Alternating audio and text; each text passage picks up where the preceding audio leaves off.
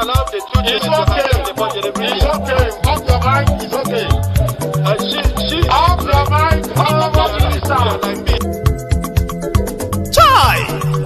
Now wow, people wey suppose talk truth to power don off mic.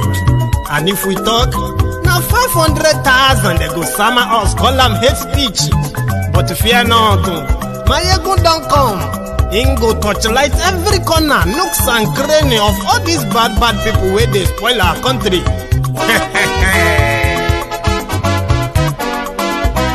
So my people make we laugh, oh yo yo.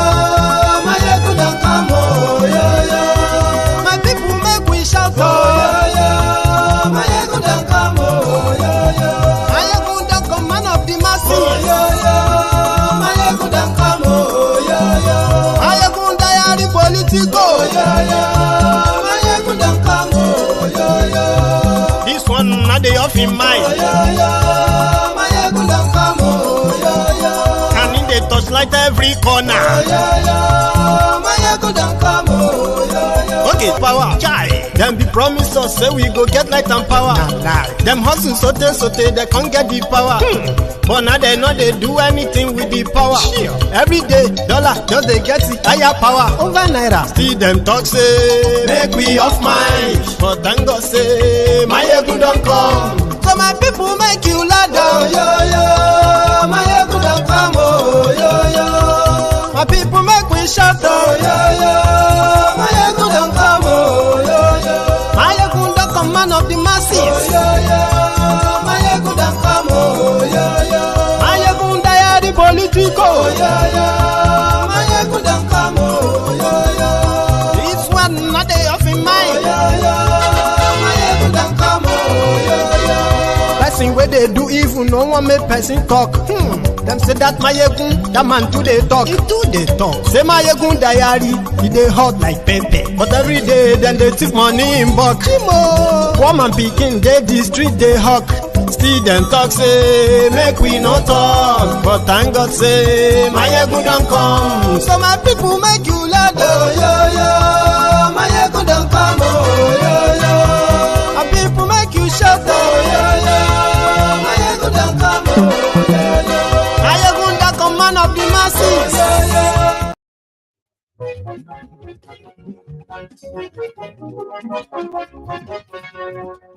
Hello there. Mayegun làwa mọ̀, làmọ̀ tó dòdòdò.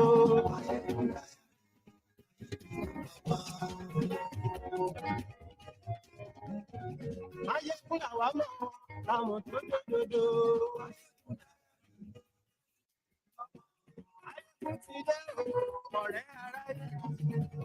Good morning to you, good afternoon to you, and good evening to you from wherever you are joining us this moment.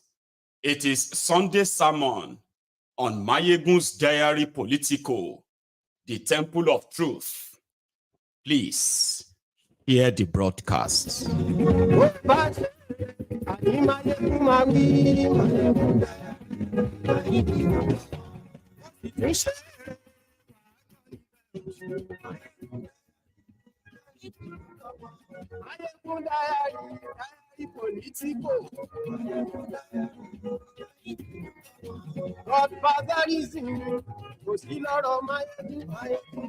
Thank you so much for joining me, and apologies that I didn't show up last night.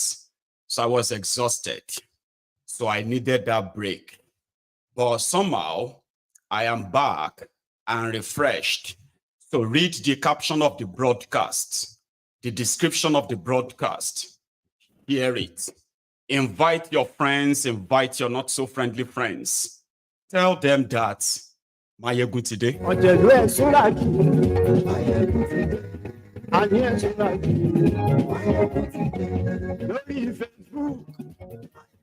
Since the purported draft for a change of system in Nigeria from the current unitary pseudo-democratic democracy to a regional system of government, it has sparked a never seen before reaction of rage from Arewa, Nigeria.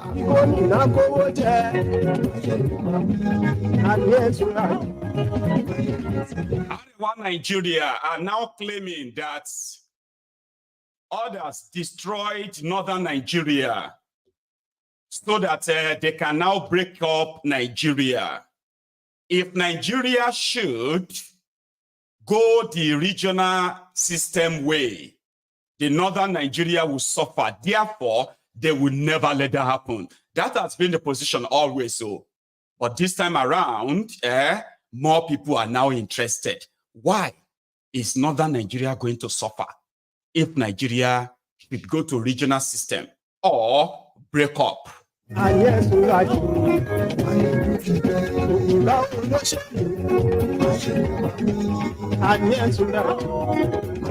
now, they are now feeling cheated by thiefnubu, deceived by thiefnubu.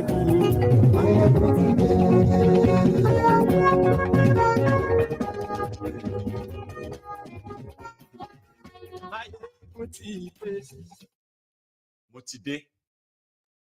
So good morning to you once again. Good afternoon to you. And good evening to you.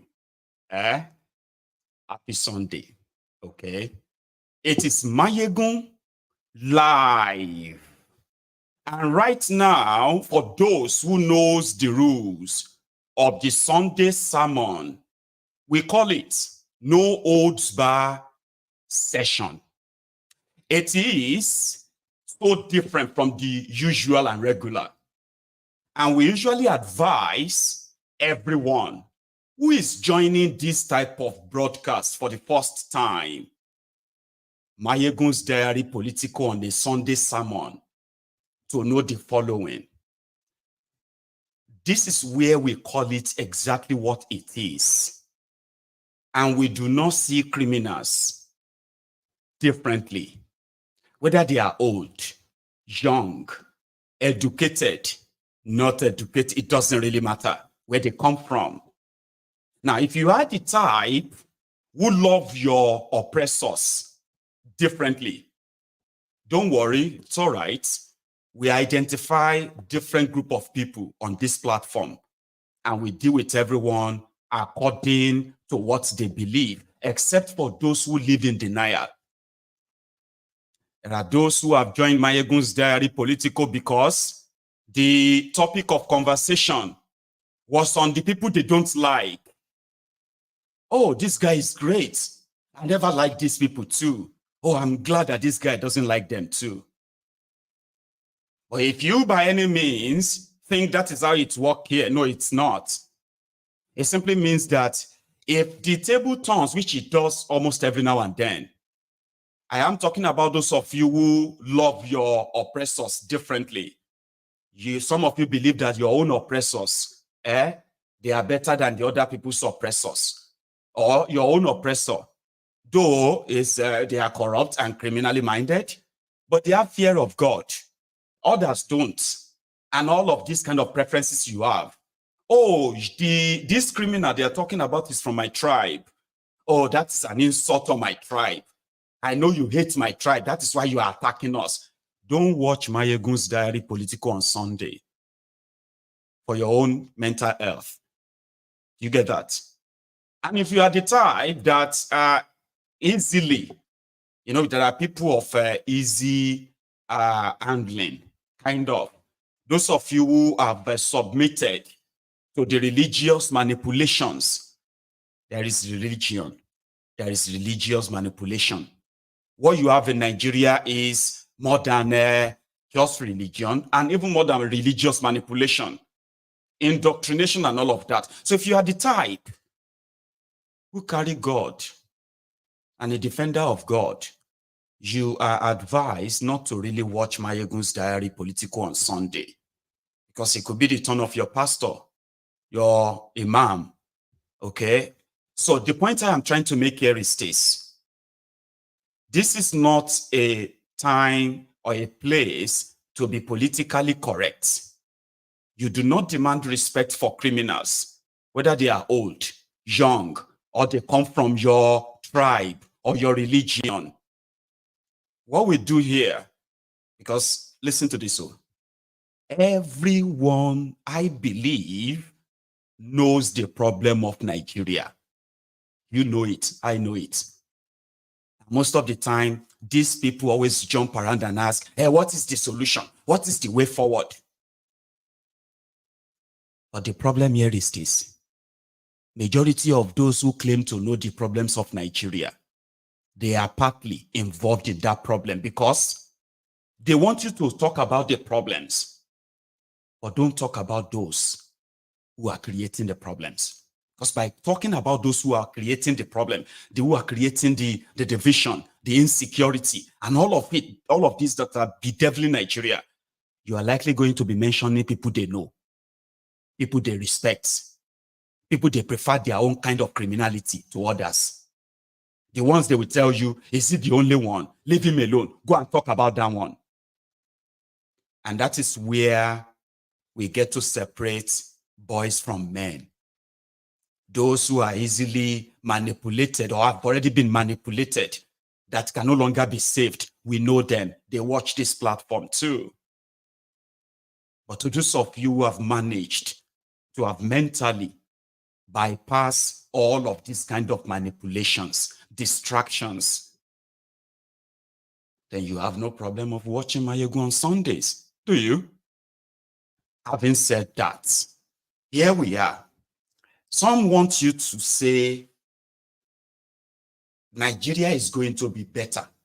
And they will go as far as asking you to provide solutions. But guess what? Every Nigerian has a solution to Nigeria problem in their own way. But the problem is this. Majority of them have never had the chance of actually being in position of implementing what they think is their own solution. Why? You do not give solutions to people who are deliberately and intentionally destroying a country. You get rid of them. Let us give them solution. At least it's not everything you'll be criticizing and criticizing.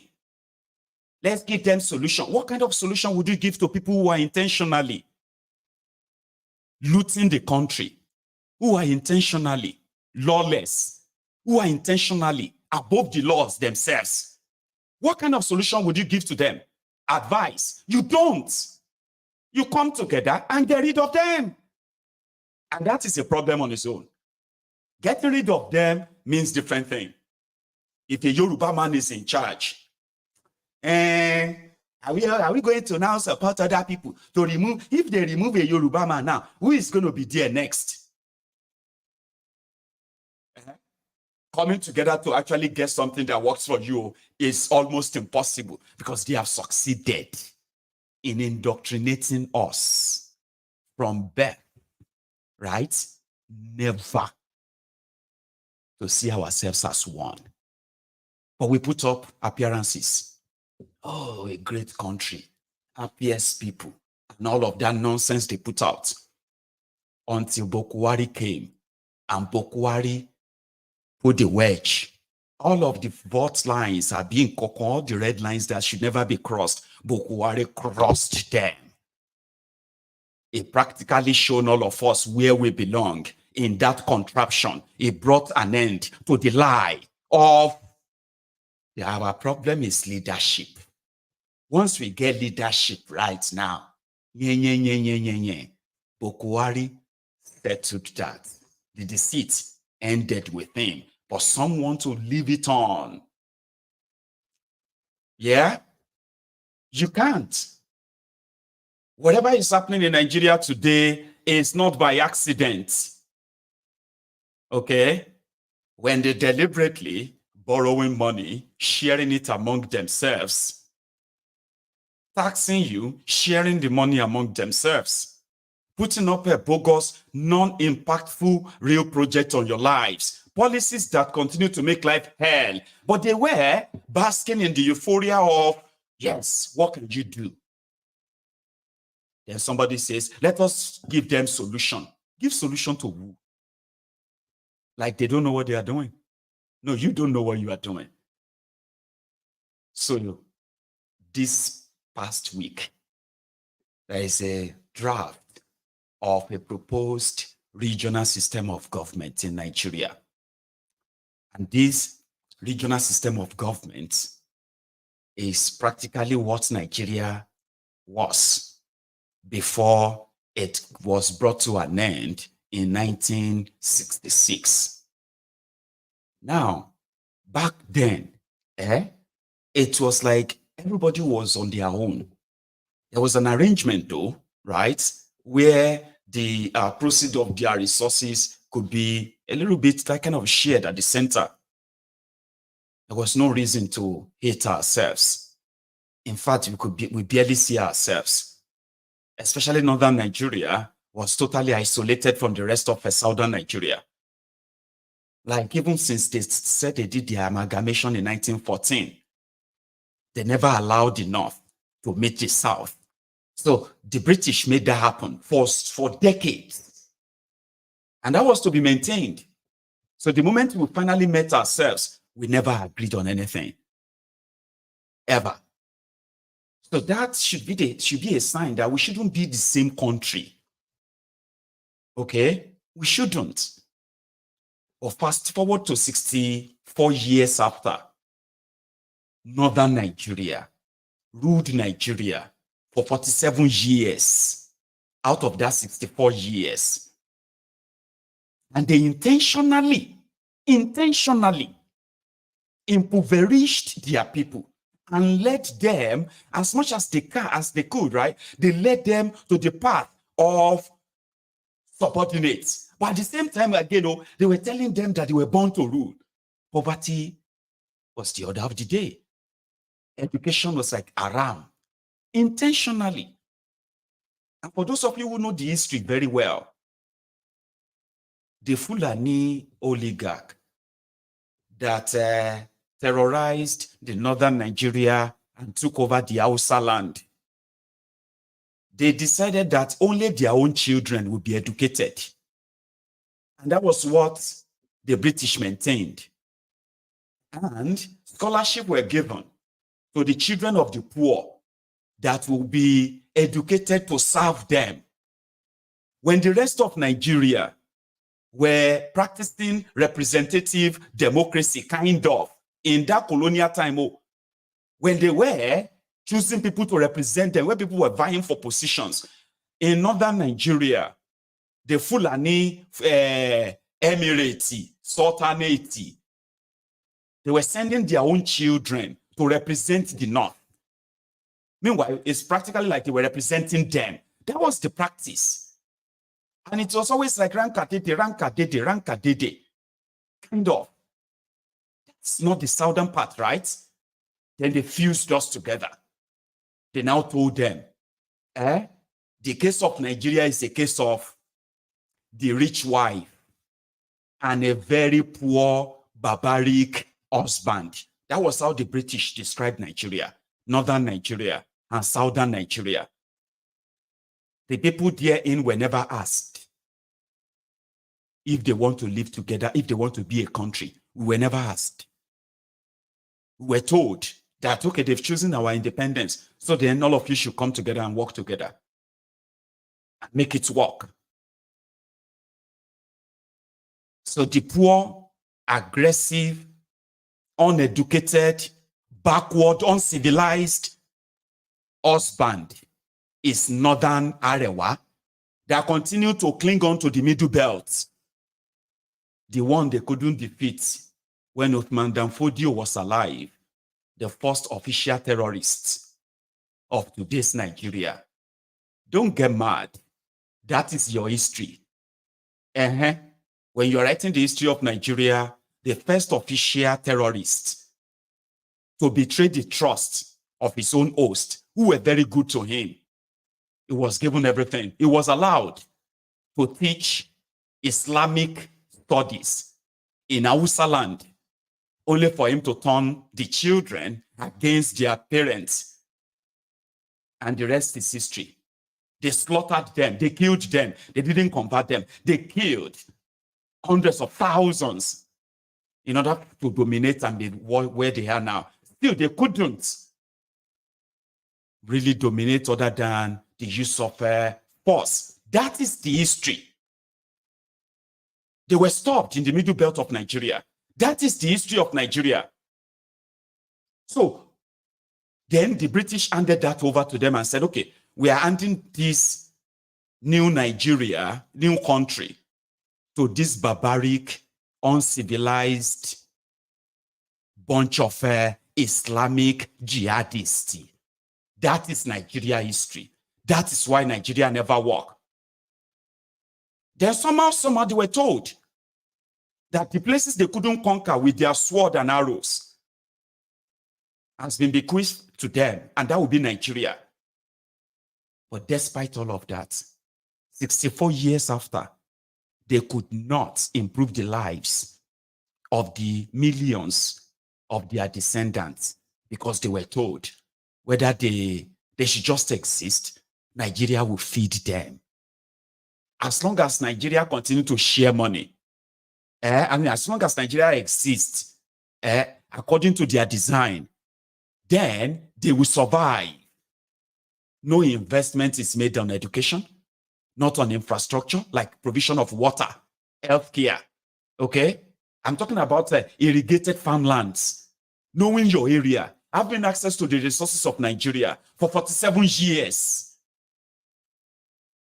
And in 2024, your descendants, your children are hungry when they hear the word regional system of government. And somehow, they are now victims of Nigeria. No be juju be that.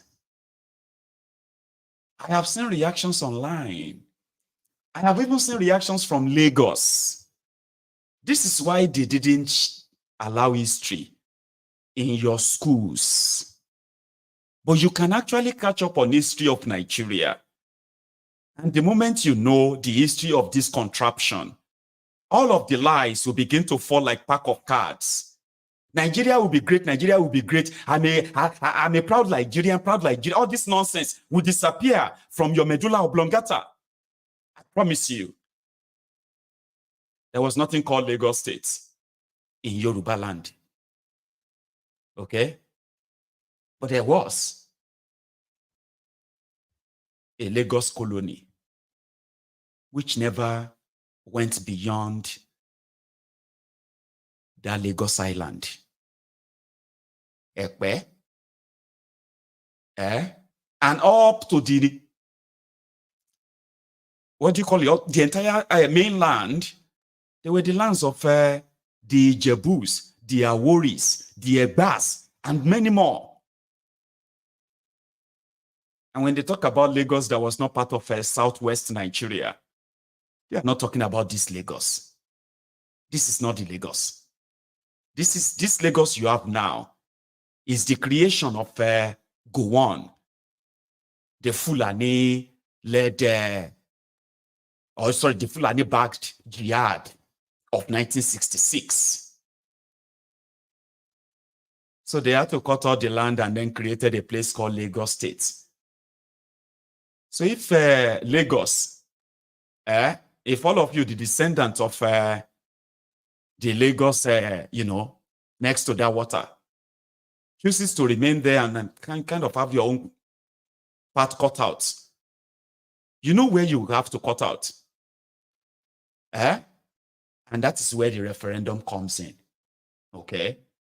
That is where you will know that the people have the chance of deciding. History is great. You can be a student of history and not a prisoner of it. You see all these politically motivated, divisive rhetorics. We know they are not new. But guess what? They are all signs that Nigeria is coming to an end. So Nigeria will have to experience two things, and very soon. The first one is going to be, indeed, the real push for regional system of government, which gives regional autonomy to everyone, and they cut off all of the parasites whose forefathers were so lazy, so selfish, that all of the money they made from Nigeria, they kept them for themselves, so that their own generations yet unborn would never have to actually suffer. But millions of northerners who they claimed to be leading will be born into poverty, one after the other, one generation after the other. So you should know that your descendants, your own forefathers, that we now call the parasites, they are indeed parasites. They have succeeded in dragging the rest of Nigeria down the rabbit hole, the one they have dug, or they have kept majority of you for years using religion and other barbaric, uncivilized teachings that make you feel like you deserve to live as slaves in your own country, if you have any country at all. So the news of regional system hits them so hard, and they have reacted pretty much like, the same. And some of them are now saying that Tinubu deceived them, that Tinubu has a plan. In fact, they are already putting together a delegate from northern Nigeria to go and see Tinubu so that he can reassure them that there is no plan to push for regionalism. Here is something you should know that is triggering all of this. They are not false alarms. They are real alarms. And they are good. This is good that it is happening now. Okay? So, pay attention. At first, whatever the calculation was that made them believe that Tinubu, who said his priority was to return Nigeria back to anthem. Sorry about that break, I think it's the network acting up. Let me take a look. Just a quick one to be sure that everything is fine. Sorry about that. Yeah, I think we're all good. Right. Tinubu that did not consult with anyone at all, as it is the case whenever you are trying to amend a constitution. Now, you can raise a bill, okay, about anything in Nigeria Senate, but that bill you are about to raise, it must be investigated that there is no law that is existing before that your bill. Now, if there is any law that is existing before that your bill, what you will now propose is going to be a bill to amend that law, that section of the law, okay? So if you succeed, right, your new proposal will now be copied and pasted, replaced with the one you are changing. So that will now be the one they will be quoting, okay? Now, Nigerians were never consulted when they were writing this Decree 24, 1999 Constitution. No consultation, no referendum conducted, no public hearing, nothing. So it was the creation of the military and few guys. Now, Tinubu, who is supposed to be a democratic government, right? He wanted to change the national anthem. But the process of changing the national anthem of Nigeria means you have to change the constitution. You have to amend the constitution. Okay? So then what you will do is that you raise a bill like they did at the National Assembly. Once the Rep and the Senate, once they pass it like they did, then they will forward it to all of the states in Nigeria. So the state assemblies. Now, the state assemblies would also have to vote on it. They will pass it. Once the 2/3 of them pass it, right? That is 24 states, right? They will now send it back to the National Assembly. That moment, somebody will now move a motion to amend that section of the Constitution, the national anthem. So once they now pass that, but before it gets to, I mean, as it gets to all of the states, by the way, they must have put up what is called the public hearing, which means all of you will go there and go and say your mind, or you go and hear their reason for why they want to return you back to the old anthem and all of that stuff. Okay. So once you satisfy and all of that, you will now reach out to your representatives to support it or to be against it. Now, if they now vote National Assembly, they now pass it. Okay. That means the National Assembly have done their own public hearing. So that's when they will now send it to the states. When the states now get to the states, all of you who are in different states in Nigeria, then the State Assembly will now announce that you should come more. There's an amendment conversation that is going to take place about the national anthem. So everybody in their different states, they will go to the State Assembly, okay, to go and listen and hear their own view. If they support it or against it, they will tell their representatives and their assembly members to vote for it or against it. Now, if 24 states out of 36 states in Nigeria say yes, change the national anthem, that has passed. So they will now send it back to the National Assembly. National Assembly will now vote and move a motion to pass it and change it. And then they will now send it to the president. The president will then consult again and say, does this come back as we wanted it? Yeah, he did. He will now sign it. So a president can raise a bill, since Tinubu said that was his own priority. He wanted it. Abi? So he will raise an executive bill, send it to the National Assembly. Okay? So they didn't do all of this. Okoyemi Bamidele he was the one who brought it into the National Assembly. The moment they voted on it, and some of them said no, the Highs still had it. So once the Highs have it, right, they send it to thiefnubu to sign it, and they said everybody should start singing it. That is not how to pass law. Now, some of them from northern Nigeria, these northern influencers on social media, they actually supported it. Not all of them.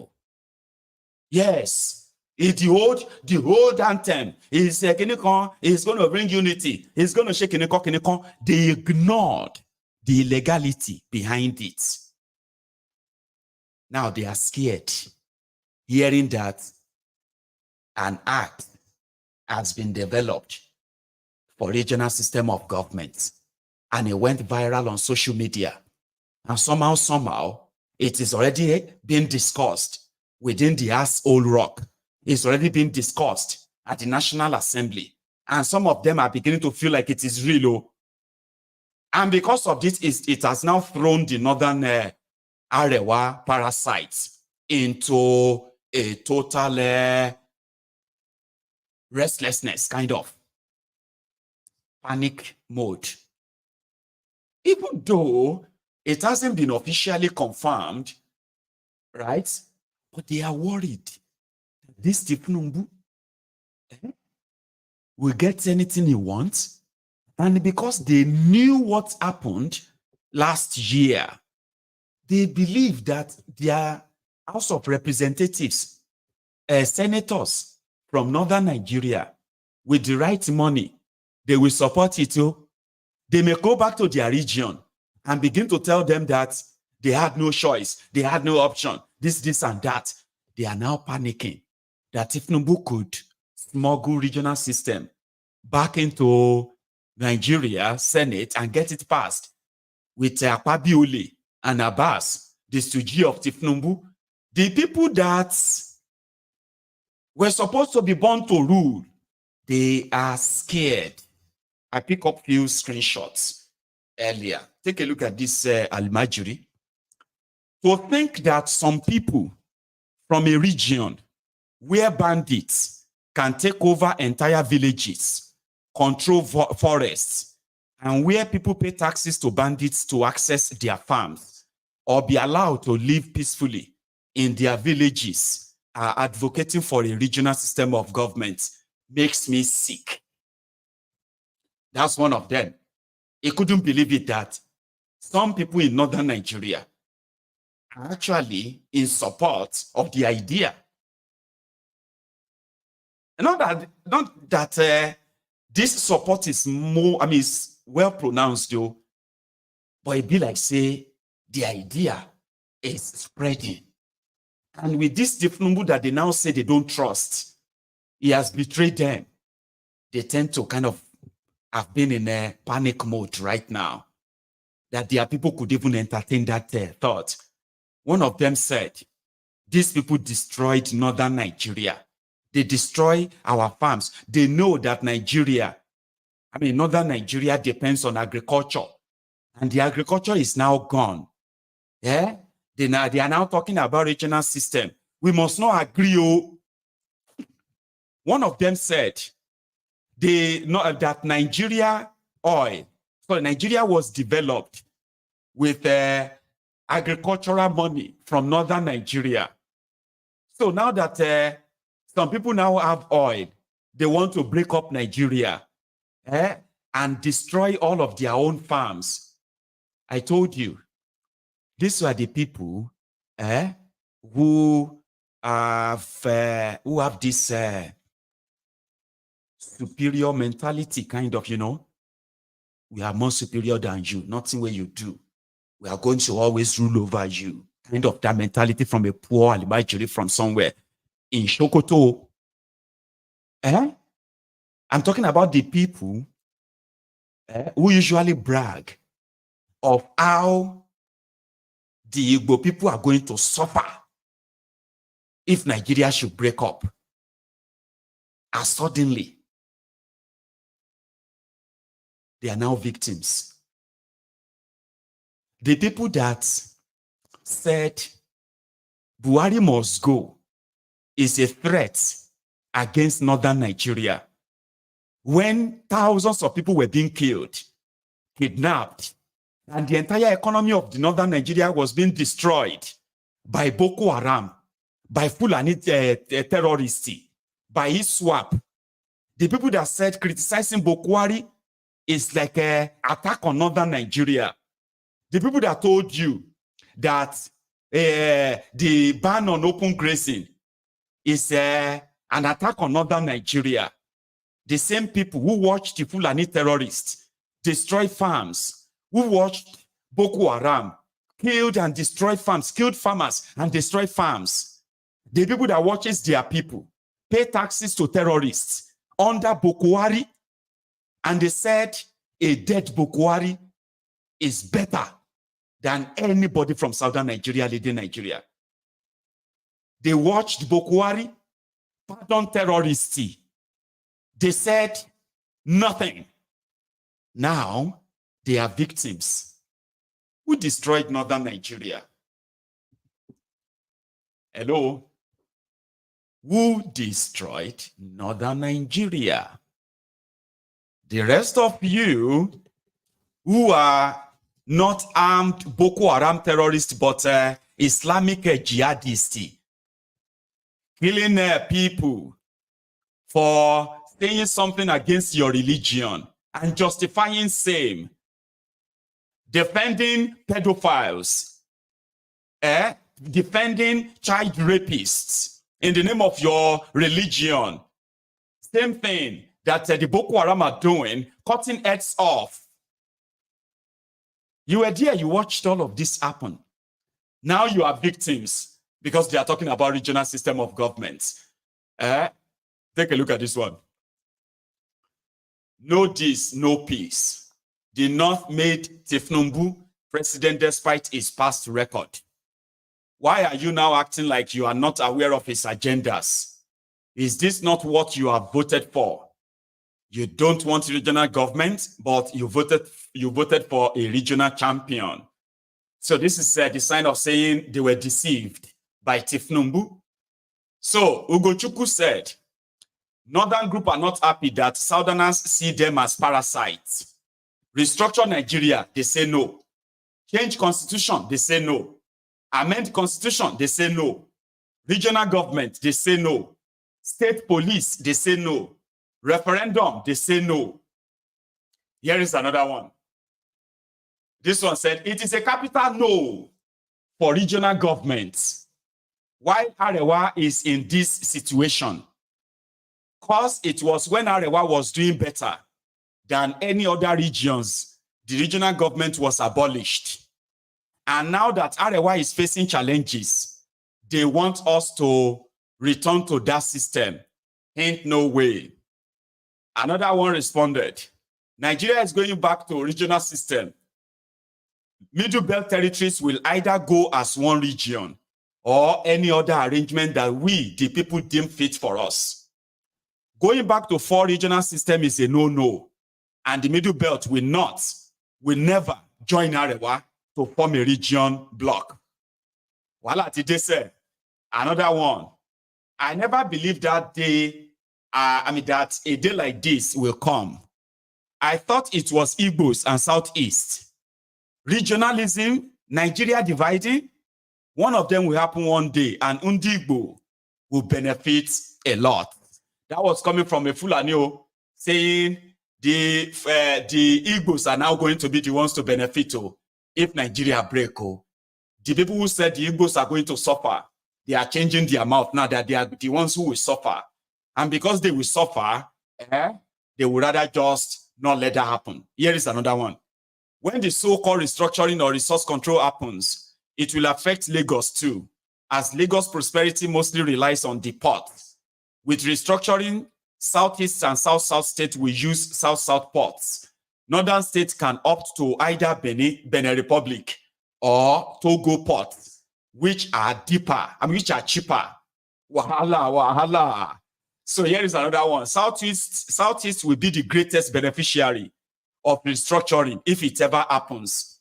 These are northern guys having a conversation about what is now the reality. Okay? Now, the Igbos are no longer landlocked. The Igbos that they told you for years that they are landlocked, even when the reality, even when the map says otherwise, the Fulanis redrew the map of Nigeria to put the Igbos in the middle, cut the Igbos and make them minority in many of your states, in southern and even the middle belt part of Nigeria, as far as Benue State, Kogi. Now, they did all of this with the intention of ruling Nigeria in perpetuity. And the Igbos, they will never have the chance of saying they want to break up of Nigeria. Now, the Igbos are not the ones who are now pushing it at the national level right now to break up the Nigeria. It is we, the Yorubas. That draft that you are reading is developed by Akin Fakpounda. Akinpa Fakpounda that wrote that is a Yoruba man. Now, the Arewa North that told you that the Igbos were landlocked, now they are the ones who are now landlocked. They are the ones who are now going to be like Niger, like Chad, like Mali. They would have to now start making deals with countries who have seaports. The people who have to see, you see how lies can travel for decades. But you see, reality is going to set in for all of us. You see, the older generation that lied to all of us, they are already dying away. I am telling you, the only thing they are leaving behind for you is bigotry. But guess what? Reality is going to set in. And you are going to know later that this Nigeria is a lie. It's what? It is a lie. But they would say it themselves. You will stop lying to yourself at some point. And don't ever bring Yorubas into it. If you want to go to Benin Republic, to go and use the Benin port, that's your business. At least, Niger Republic is using Nigeria and Benin Republic seaports. So if Arewa want to use, and as for the people of the Middle Belt, they are the descendants of the Nigeria Civil War, Nigeria Genocidal War, from that part of Nigeria too. They don't want to have anything to do with Arewa North. And guess what? When this whole conversation goes down, you see the Hausas, they allow themselves to be referred to as Hausa Fulani. They will come boldly and tell you the Hausas, they are not Fulani. If you want to be Fulani, be Fulani. If you want to be Hausa, be Hausa. There is nothing called Northern Nigeria. There is nothing called Southern Nigeria. We are talking about, cluster of ethnic groups, tribes, who have names. Yeah? When you go to the Middle Belt, you will see the Jokuns, you will see the Tifis, you will see the Beroms, you will see the Agatus, you will see the, they have names. When you go to Northern Nigeria, you will see the Hausas, you will see the Kanuris, you will see the Fulanis, who only make just about 9% of the population of that Arewa North itself. Do you know that? Everybody go bear their papa name. Don't be afraid. So the story they told you of Nigeria, of Northern Nigeria feeding Southern Nigeria before they discover crude oil is another blatant lie. A blatant lie that even right now, those who know the truth or those who have lived long enough they should not be spreading that lie. Northern Nigeria was a parasite, has always been a parasite. It has always, been so incompetently managed. Historically, Northern Nigeria is the reason why the rest of Nigeria is called the poverty capital of the world. The colonial masters then, the British, they were running at loss, running the operation of Northern Nigeria. Yes, they were. To the point that the colonial office was requesting for money so that they could be able to manage Northern Nigeria, to balance up their budget yearly.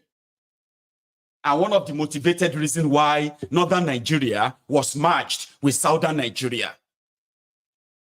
And at a point, at least it's on record now, 1914, just 10 years before that too, on January 1, 1901, when Lugard took over the northern part of Nigeria as the administrator, and they moved to merge the whole country together 14 years later, begun.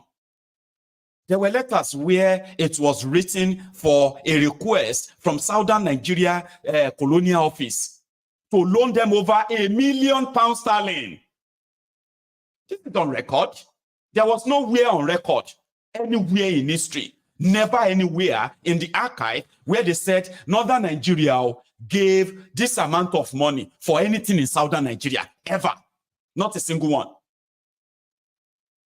And neither Southern Nigeria nor Northern Nigeria spent a dime in developing oil exploration in Nigeria.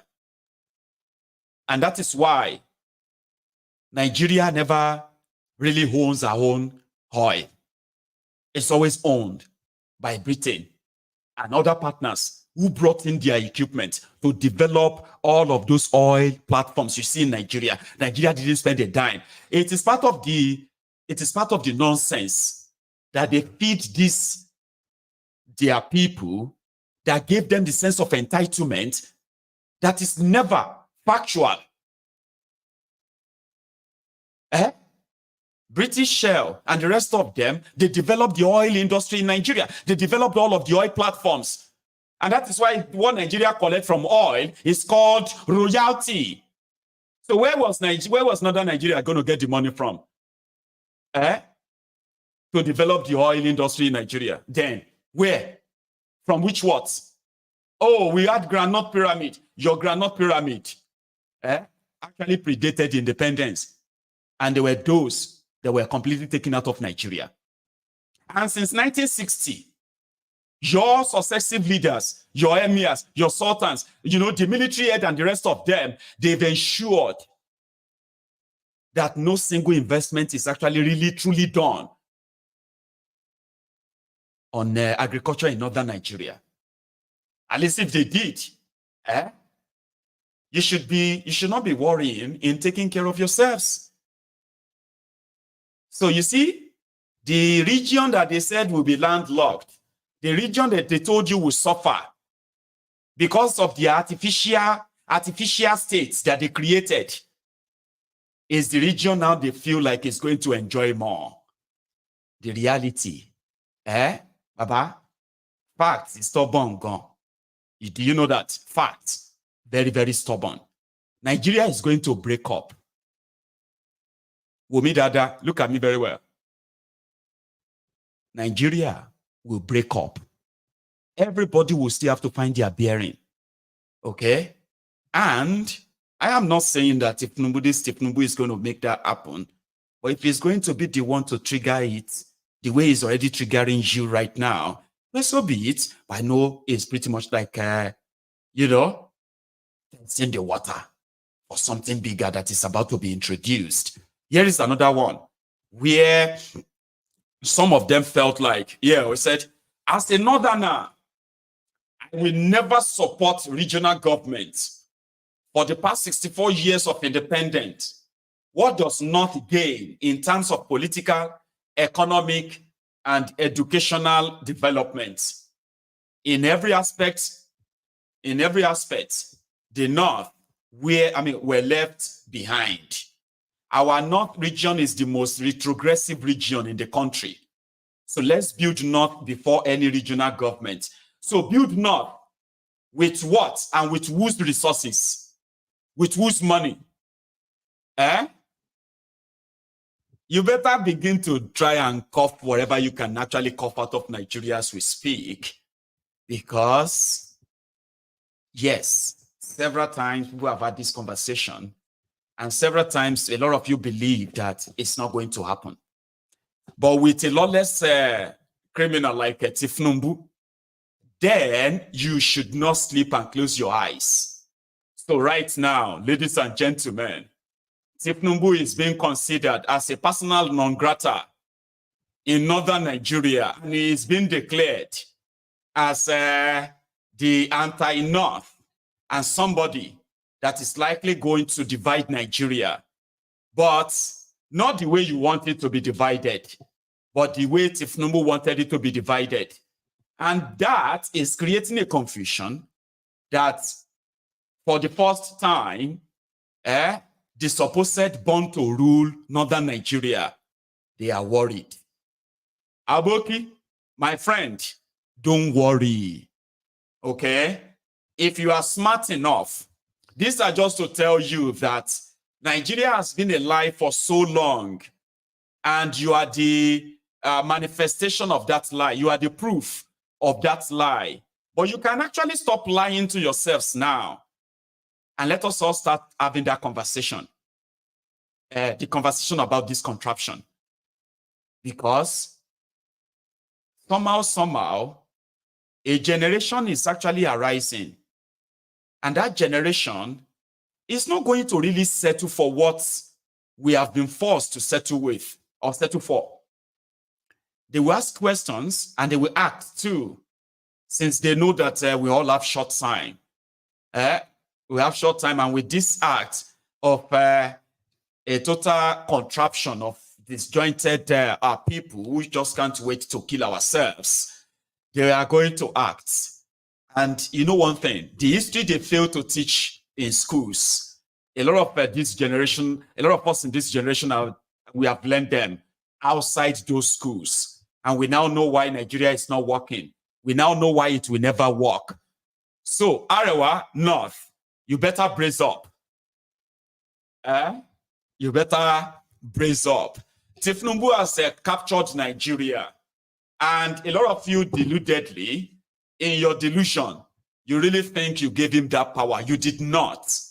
He bought it from those who could stop him. Those who should know. They are not better, but they should probably just know this.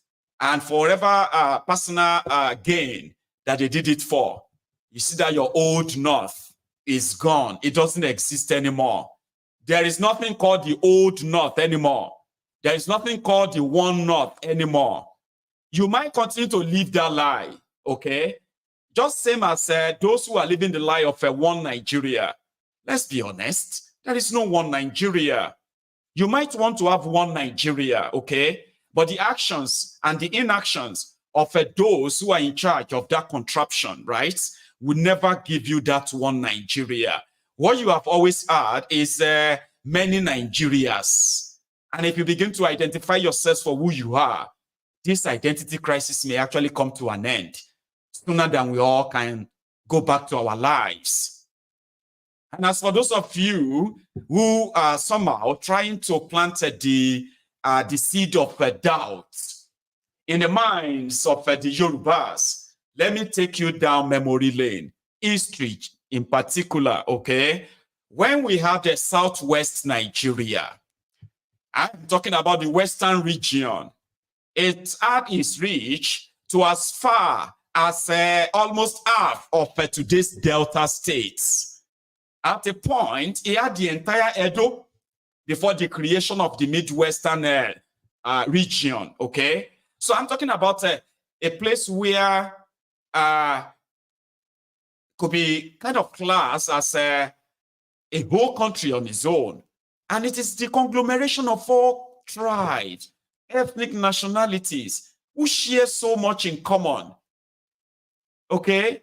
So the policies of Obafemi Awolowo at the time that was considered, you know why they said Yoruba, why they call the Western region Yoruba region? It is not because everyone that occupies that space, everyone or every group is Yoruba. No, yeah, they have so much in common, right? But by the design of the space of, then it was a region of, many nationalities too, or tribes. Give me a sec. So do you get that? But prior to all of that, right, there was there was what you call the Lagos colony. The Portuguese that named Lagos Eko, they named it Lagos. And this was way back in the 15th century or so, or 16th century. The first scholars, they were traders, okay? So they were referring to the place in their own articles and all that as Lagos, Laos, Portuguese. So they were dealing there with the people living just at the river banks, okay? But at the other side of the river, there were other tribes, ethnic nationalities like the Ijebus, the Aworis, who are also sharing the same water bank, the Ekpes. Yeah, the Ekpe Alaro Ogunmode days. Okay? They are not Lagosians until they created Lagos. They are on their own a kingdom, Ekpe kingdom. They were close to the water. We had the Aworis, we had the Elajes, we had so many people who were living next to the water who are not Lagos. Then on the dry land, the mainland, right, where the place where you actually have real settlement too, up to as far as Ikorodu to Itokin to Ogijo to Shagamu. Shagamu is Remo Ijebu. All these areas are Ijebus. And if you now go to the other side, talking of going through the Egbado, and you begin to come to Ilaro, and then you start coming down to Ota, that is also very next to Lagos and all of those places, right?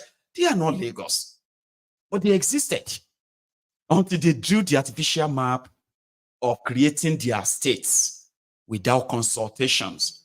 The creation of states is, according to them, is to stop any future plan of breaking up of Nigeria by any major ethnic group anymore. And they succeeded.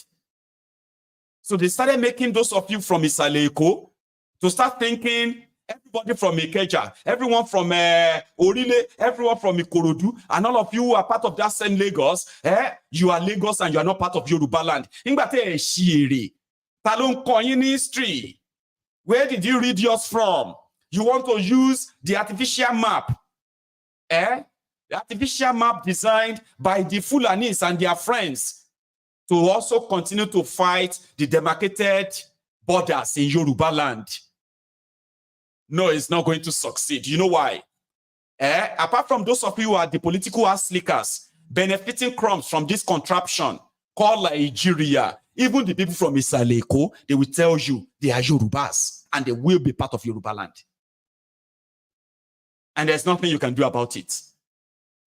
So I saw that, Lagos is not going to be part of any Yorubaland. You know the reason why the conversation around the involvement of the Lagos as part of Yorubaland is kept the way it is right now is because politically, okay, back then, when the Egbas got their independence from the British, just at the late 19th century, okay, December 1891, 1892, when they got their independence and they are like independent country inside the colony, right? The British colony administrators, right, who were controlling the what do you call it, the Ikoyi, Isaleko, that area like that, right? Controlling that place. They were doing everything to make, because they felt like the Egbas, who was as close as to Ikeja, today's Ikeja, their influence was as far as today's Ikeja in today's Lagos, right? They said they were keeping, just like they did for the northern Nigeria, they were keeping the people of Isaleko, Eko, they were keeping them away from the rest of Yorubaland, because the rest of Yorubaland, they were becoming radical.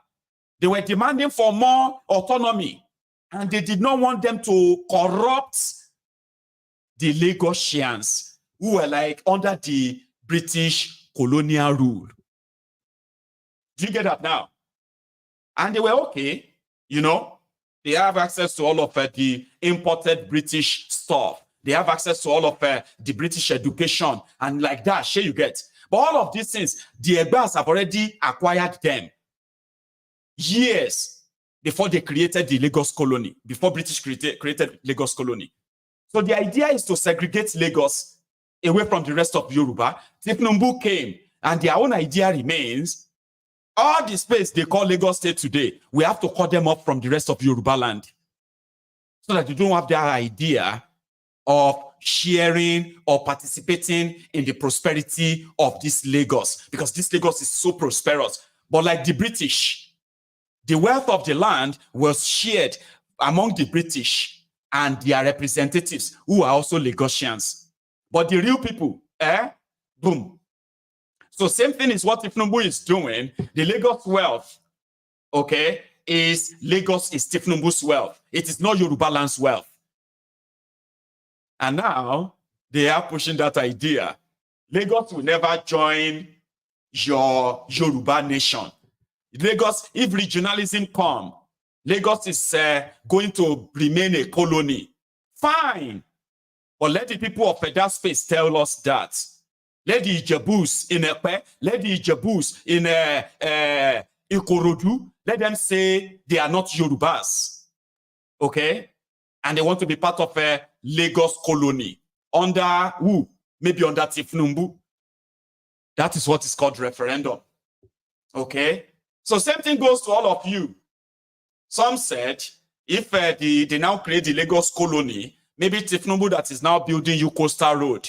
So the people of Lagos colony, Lagos coastal colony, they will just have to kind of have a one-way road straight to the people of the creek in the Ijo, Yoruba, Ishekiri land over there at the coastal. And some of them said, no, they would need visa. No coastal road will bring you to the Niger Delta, they called it. So the bottom line is this. A lot of people are realizing the fraud. They are realizing the lies called Nigeria. And some of them are shocked to discover some of this truth. Like, I didn't know that. Now you do. Listen to me. The Arewa criminal leaders, they intentionally underdeveloped Arewa land. And because they could live off the rest of Nigeria, to continue to enjoy the luxury, the private jet, the private this and all of that they have. They don't believe in creating wealth. And that is why you will see majority of the northern billionaires, they became billionaires from stealing money from Nigeria.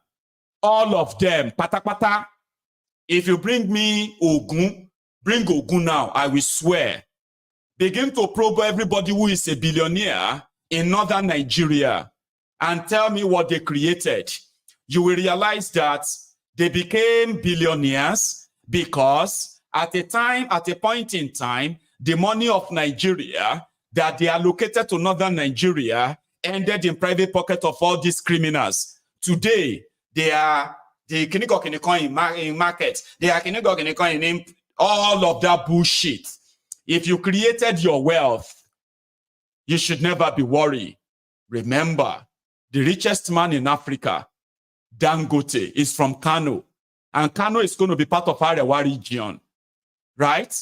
So if Dangote could become a billionaire, then the northern Nigeria can survive. So you are not going to be a victim at all. Those who are going to tell you not to support regional system, they are those who are already looking forward to be like their own criminal leaders. They are looking forward to be governors. They are looking forward to become senators, looking forward to hold any political office. So they too will have access to public fund and become sudden overnight billionaires from northern Nigeria. They will never want to do any of this on their own. And that is the reality. And that is why some of them says, if Nigeria wants to break up, wait for me to loot my own money first. These are the people who are telling you and preaching that the breakup of Nigeria or regionalism is going to make one poor or make others rich. That is not how it works. It will first actually make all of us manage our own affairs and then be responsible for our success or failures. Sudan. You know about Sudan. Now, for years, Sudan, which is a very big, one of the biggest countries in Africa, Sudan was fused together. The Southern Sudan, majorly Christians, okay, colonized partly by, English or the British. Then the Northern Sudan colonized by the Islamic, sort of a teachings kind of, and French. So they choose to be Islamist in the north, and they choose to be, Christian and others in the south. The resources of Sudan is domiciled in the south, as well as the north as well. Now, it's pretty much like Sudan is like Nigeria, okay? Now, you see, the northern Sudan is mostly desert, preferably, but they also have their own resources like mines, where they actually mine gold and other resources like that. But Southern Sudan, vegetarian area with crude oil and abundant resources. So they wanted their independence. They were supposed to be a great country in control of their own resources. I am using Sudan not because it's a good example. It is just to tell you that breaking up away from Nigeria is not a fait accompli. It's not like, like your fate is sealed. Your fate is just in your hands. Now, the Igbos will not be able to say the Fulanis are holding us. The Hausa Fulanis, they will not be able to say the Yorubas are holding us. As well as others too. Nobody will be able to blame anyone but themselves. That is what it means to be regionally autonomous, regional autonomy. But the criminals who are benefiting from this rot, they would make you believe otherwise. Ask them what they have done with all the money they've gotten in the last 64 years. What gives you the assurance that the next 64 years is going to be better than the last 64 years? Why would you want to subject yourselves and even your own children, your children's children, to that? Why? So that's why this conversation has to happen. It must happen. And Nigeria will break because there lies our survival, the survival of our species. Or else we're all going to have to be killed or die. So if anybody is afraid of the regional autonomy and all of that, it is because they are listening to those who are benefiting from this contraption now. But are you benefiting from this contraption? You. Yes, you. I'm talking to you. Don't look back. Are you benefiting from this Nigeria? Economically, security, prosperity, human rights protection, citizenship rights. Is there anything you can actually practically say you are going to lose if Nigeria breaks?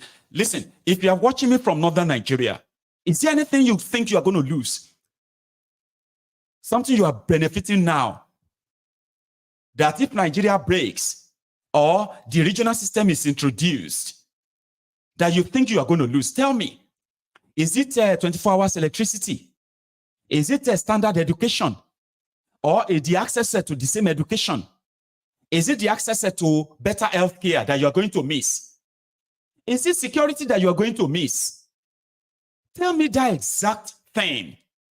That if Nigeria goes regional, you are benefiting now as a northerner, that you are going to stop benefiting. Except for that your deluded, imaginary, born to rule mentality. You are born to rule, Abi, you are born to suffer. In reality, are you born to rule or you are born to suffer? I think it is the latter. You are born to suffer, but do you want to keep suffering?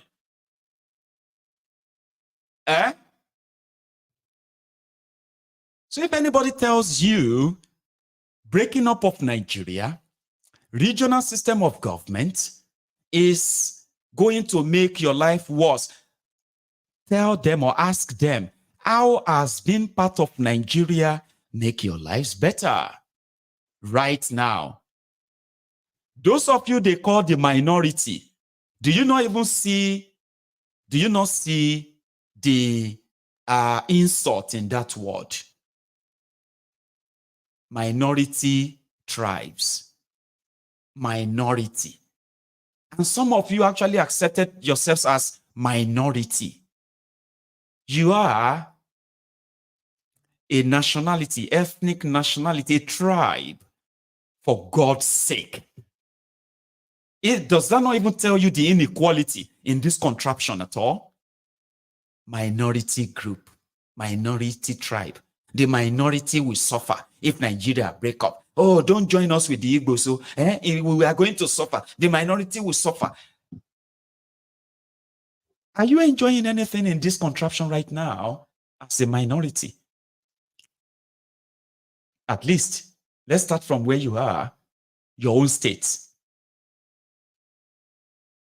In my own state, Ogun State, we have more than 15 sort of tribes. Okay? And if it is by land mass, okay, then you will say you have 3 major ones. So they put all of us together, the Ijebus, the Remos, the Egbas, and the Aworis, the Yewas. Now, you see, in the political permutation to bring equity, justice, and fairness, okay, they were supposed to be rotating the power among these 3 major regions in Ogun State.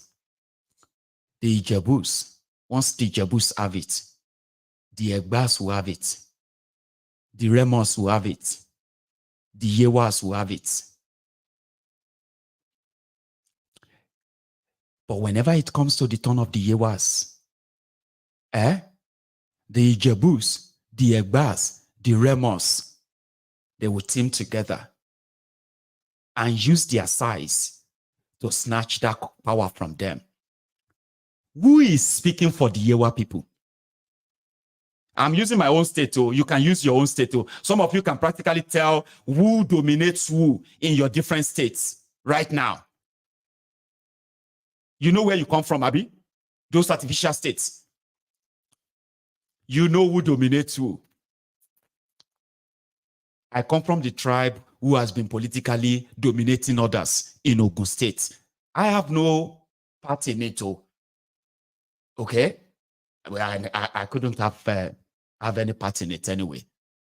But I'm only using that as an example to let you know that if anybody is telling you that the breakup of Nigeria is going to make the minorities suffer, are they enjoying right now in Nigeria? And do you know why they are not?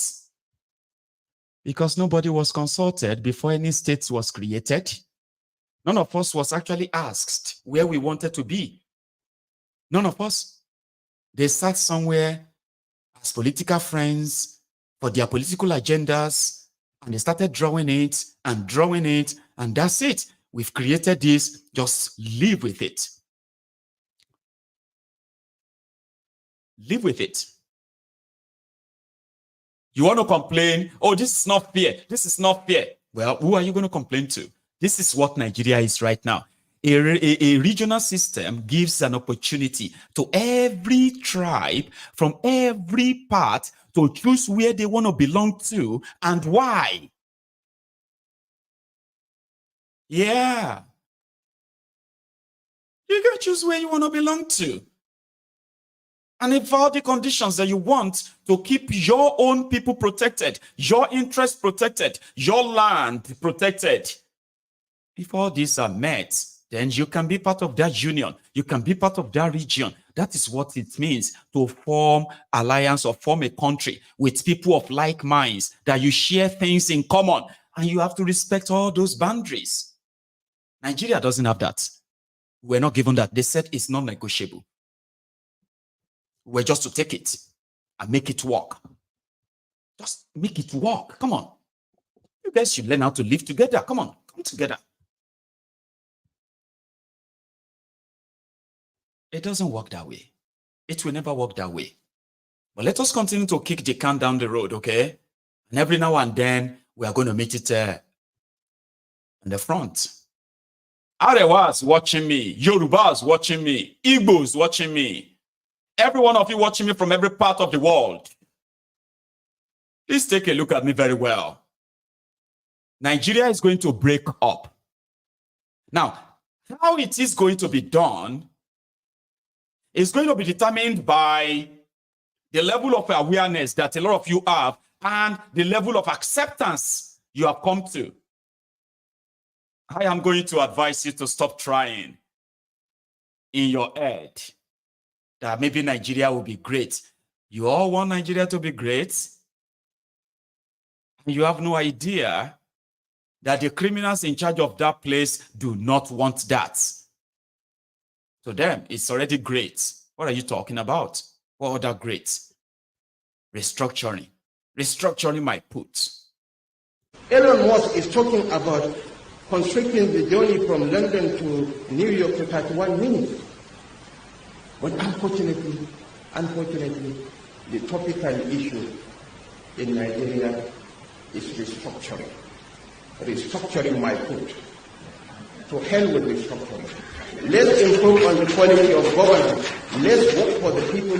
Let's invest in education. Let's create jobs. All this madness will end up forever. Then they went on to do the opposite. Let's invest in the people. They are investing in themselves, buying themselves cars, building new houses, building new offices for themselves, right? Oh, let us, empower the people, but you are disempowering them, reducing their purchasing power, and the rest of that. Let us invest in education. Now you have more children out of school than ever in Nigeria history. Over 20 million children out of school.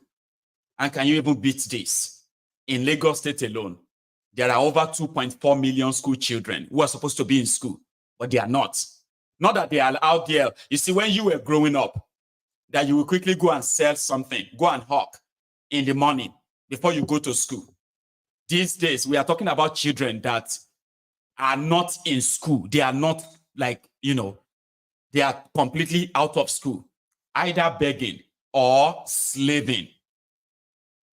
You understand that now? So they've gone to go and do opposite. And then you want a working country. From where? From the blues. Right. Here is somebody talking about the guys who you probably want to make Nigeria great.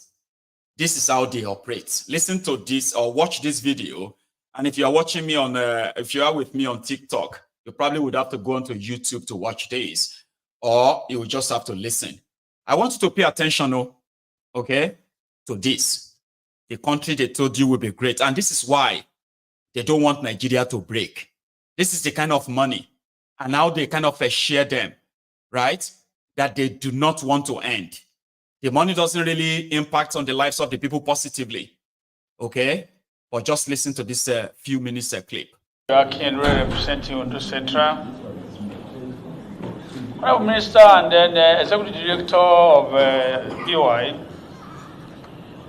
I have one fundamental question to ask for clarifications. We as democratically elected representative people in the legislature, sometimes in May this year, we were asked to provide some names for a grant of 3.2 million each. I don't know whether it is the finances through BOI, but we are made to understand that this is intervention fund to assist small scale enterprises to grow. And we are made to understand that 3.2 million naira with a minimum of about 5,000 beneficiaries per state, between 3,000 to 5,000 per state. Candidates were supplied to the state's coordinator. And for my state, for instance, I, as a senator, I was asked to provide about 300 names in my 6 local governments for a grant, not a loan, of 3.2 million. Thereafter, after submissions, they were made to register officially, capturing their data, everything. At the point of disbursement, state governments were involved. The name of the program was NG Cares. NG Cares. That's what they told us it is to us. People were already happy that this administration meant well for people in the grassroots, because 3.2 million grant for a small scale enterprise like a fashion designer or a mechanic or a canteen owner will make significant difference to the life of the people. People were involved. They asked them to come and capture. They did all these things. But last month, we were told that the state government hijacked it. They now reduce the NG care to Ondo cares as far as Ondo State is concerned. Oyo State reduces it to Oyo State cares. But it's Nigeria government cares, that's the name, original, that takes 3.2 million grant. They meant well for Nigeria. But after the state government hijacked it, we were told that the figure of 3.2 million have been reduced to only 300,000 naira in Ondo State, 250,000 in Oyo State. I don't know of other states. Then the number of beneficiaries again was reduced from over 3,000 to only 100. Then we were confused that what has really transpired. We want you to throw more light on this, because people are not happy. The people we represent are not happy. They talk whether it is senators that have hijacked it and changed to their pocket. That's why I'm telling the whole Nigeria that we don't know anything, but the state government will come and explain with BOI why this program have been issued, and along the line after names of people have been captured, their account number have been captured. They were expecting to receive fund grant, and new story come to play.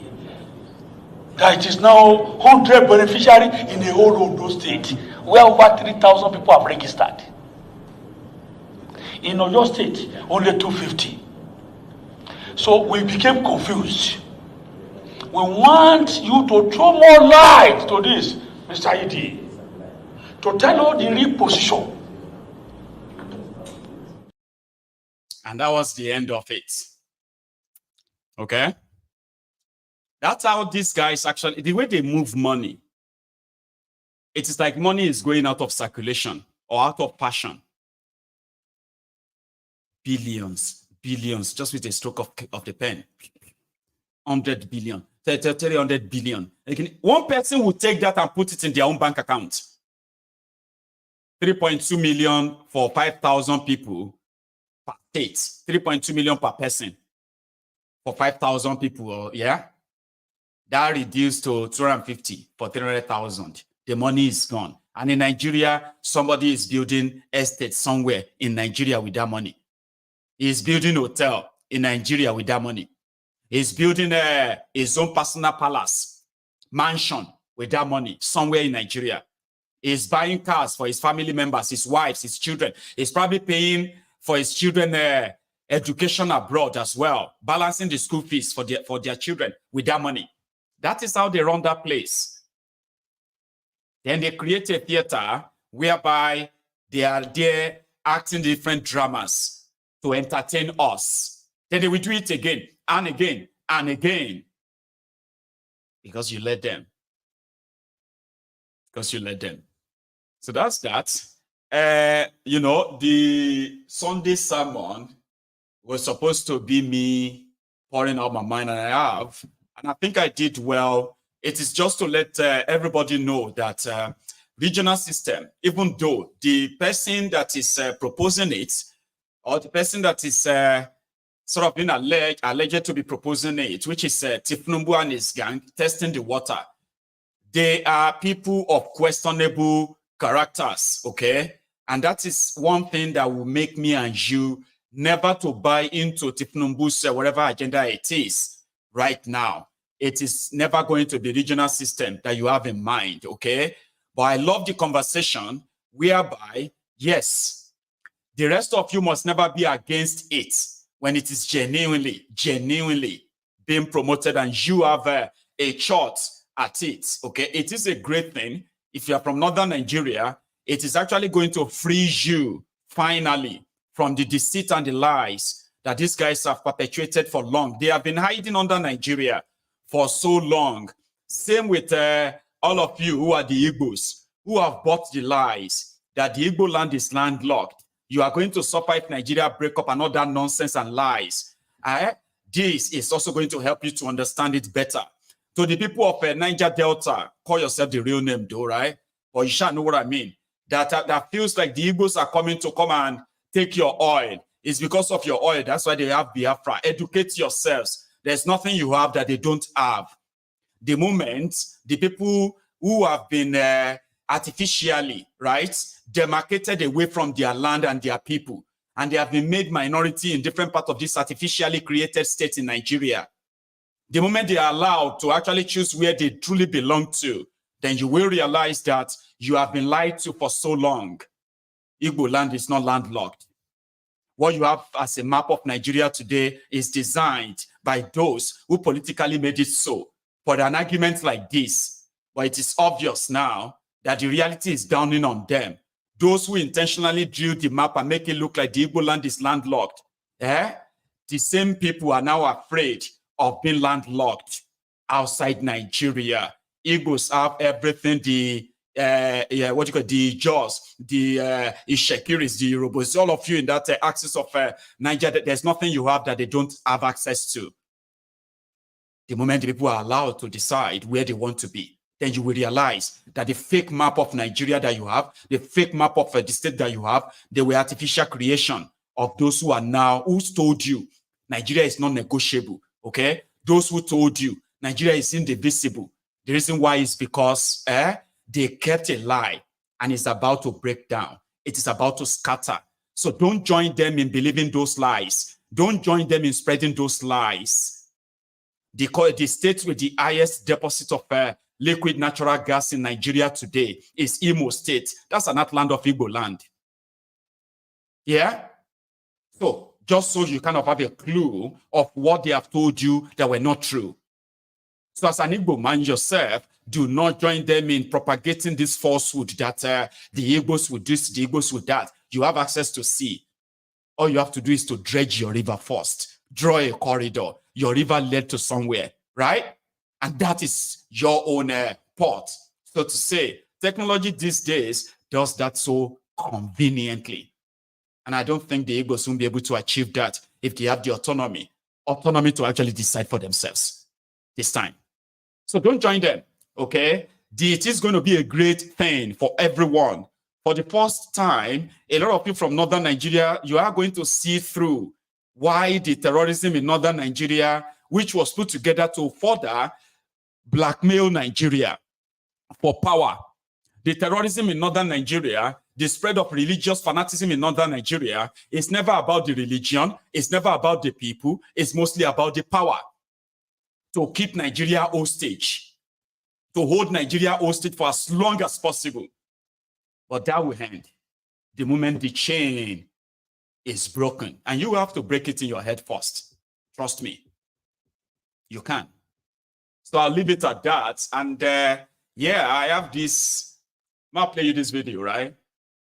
Some of them were mad that Aisha would not stand up to sing thiefnubu's national anthem. And I love their rage. Let me show you this.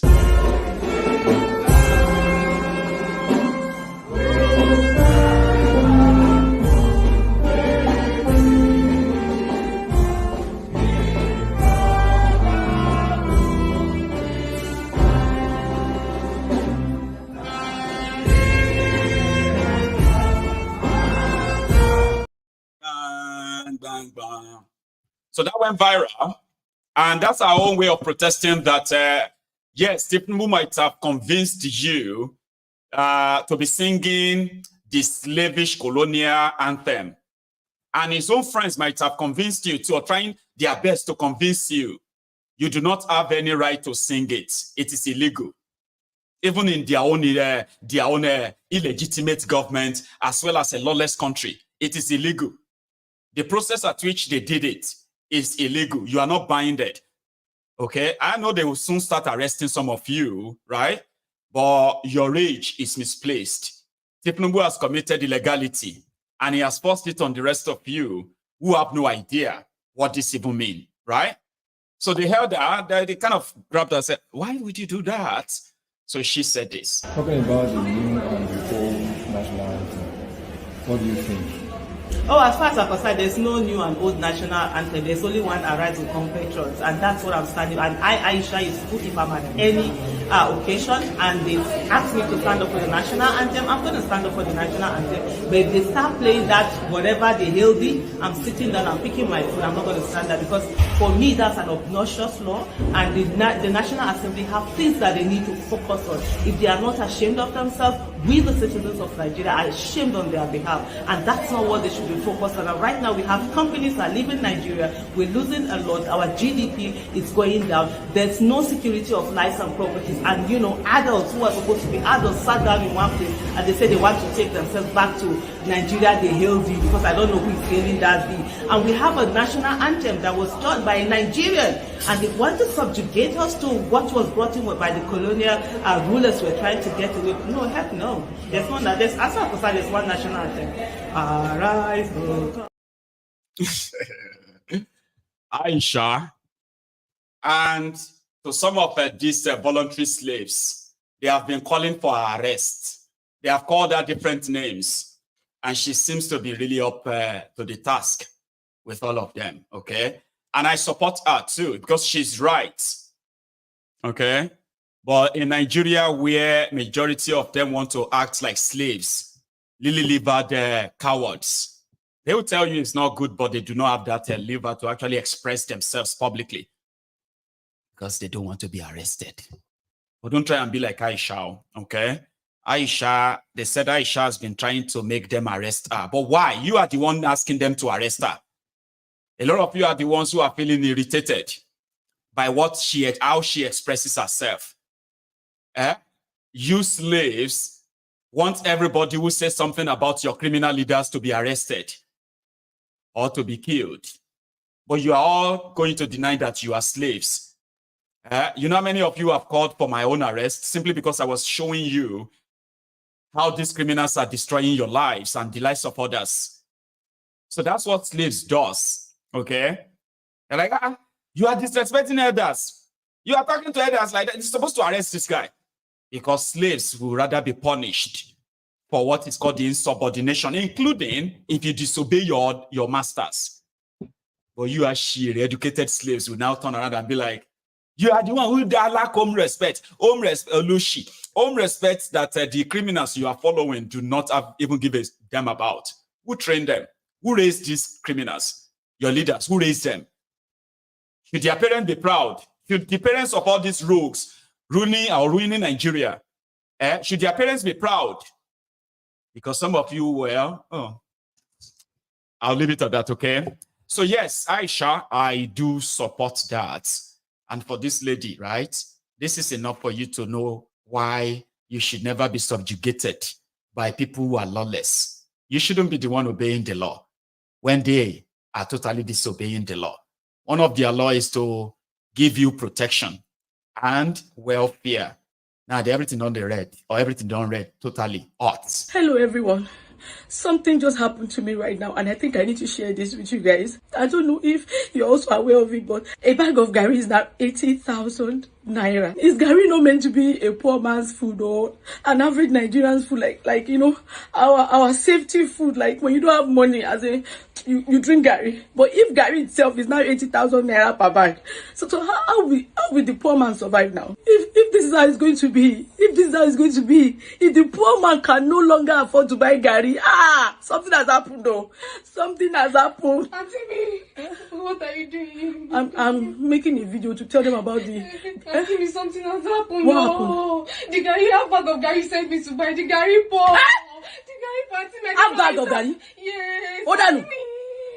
Gary Nanu. Yes. I don't know. Auntie, please wake up. Hello, everyone.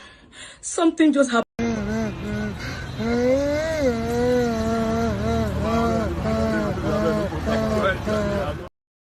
That's gonna be me like, Bugari, eh?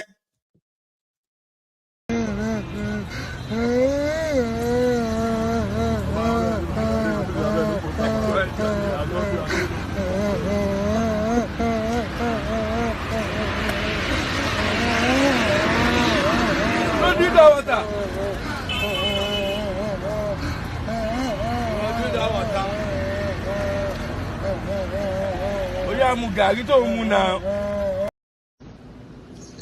Let be poor.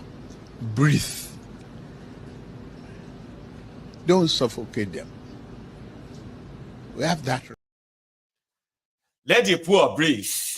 Is already suffocating you now. Or endure. And I hope your coping mechanism will last longer than you can imagine, because this is going to be a long ride. All aboard. Call this long ride of Shaggy. Get seated and relax. Margo, drink tea. So I'll come back and take a course, okay? So I will take course till, let's say an hour, so that all of you want to tell me what you feel about regional government, regional this or that. Or if you are an Arewa watching me right now, see, I have told you, you can do it. You will be great without Nigeria, because waiting you gain now, waiting you go lose. The only thing you will lose is the free money that goes into the private pocket of your politicians. Not you, not the money that goes into your education, not the money that goes into security, not the money that goes into any real production. So what are you going to lose if Nigeria break up? Tell me, pick up the phone. I am coming. I'm going to go get, I'm going to just shake my tea and I will be back.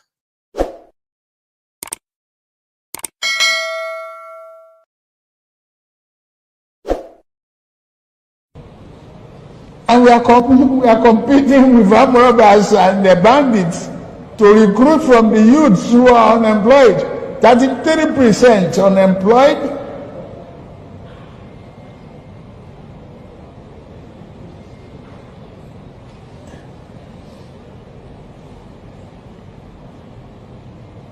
Recruit 50 million youths into the army and the other thing. Take away from their recruitment source. What they will eat? Cassava, àgbàdo, corn in the morning, yam in the afternoon. It's growing here. You create demand and consumption.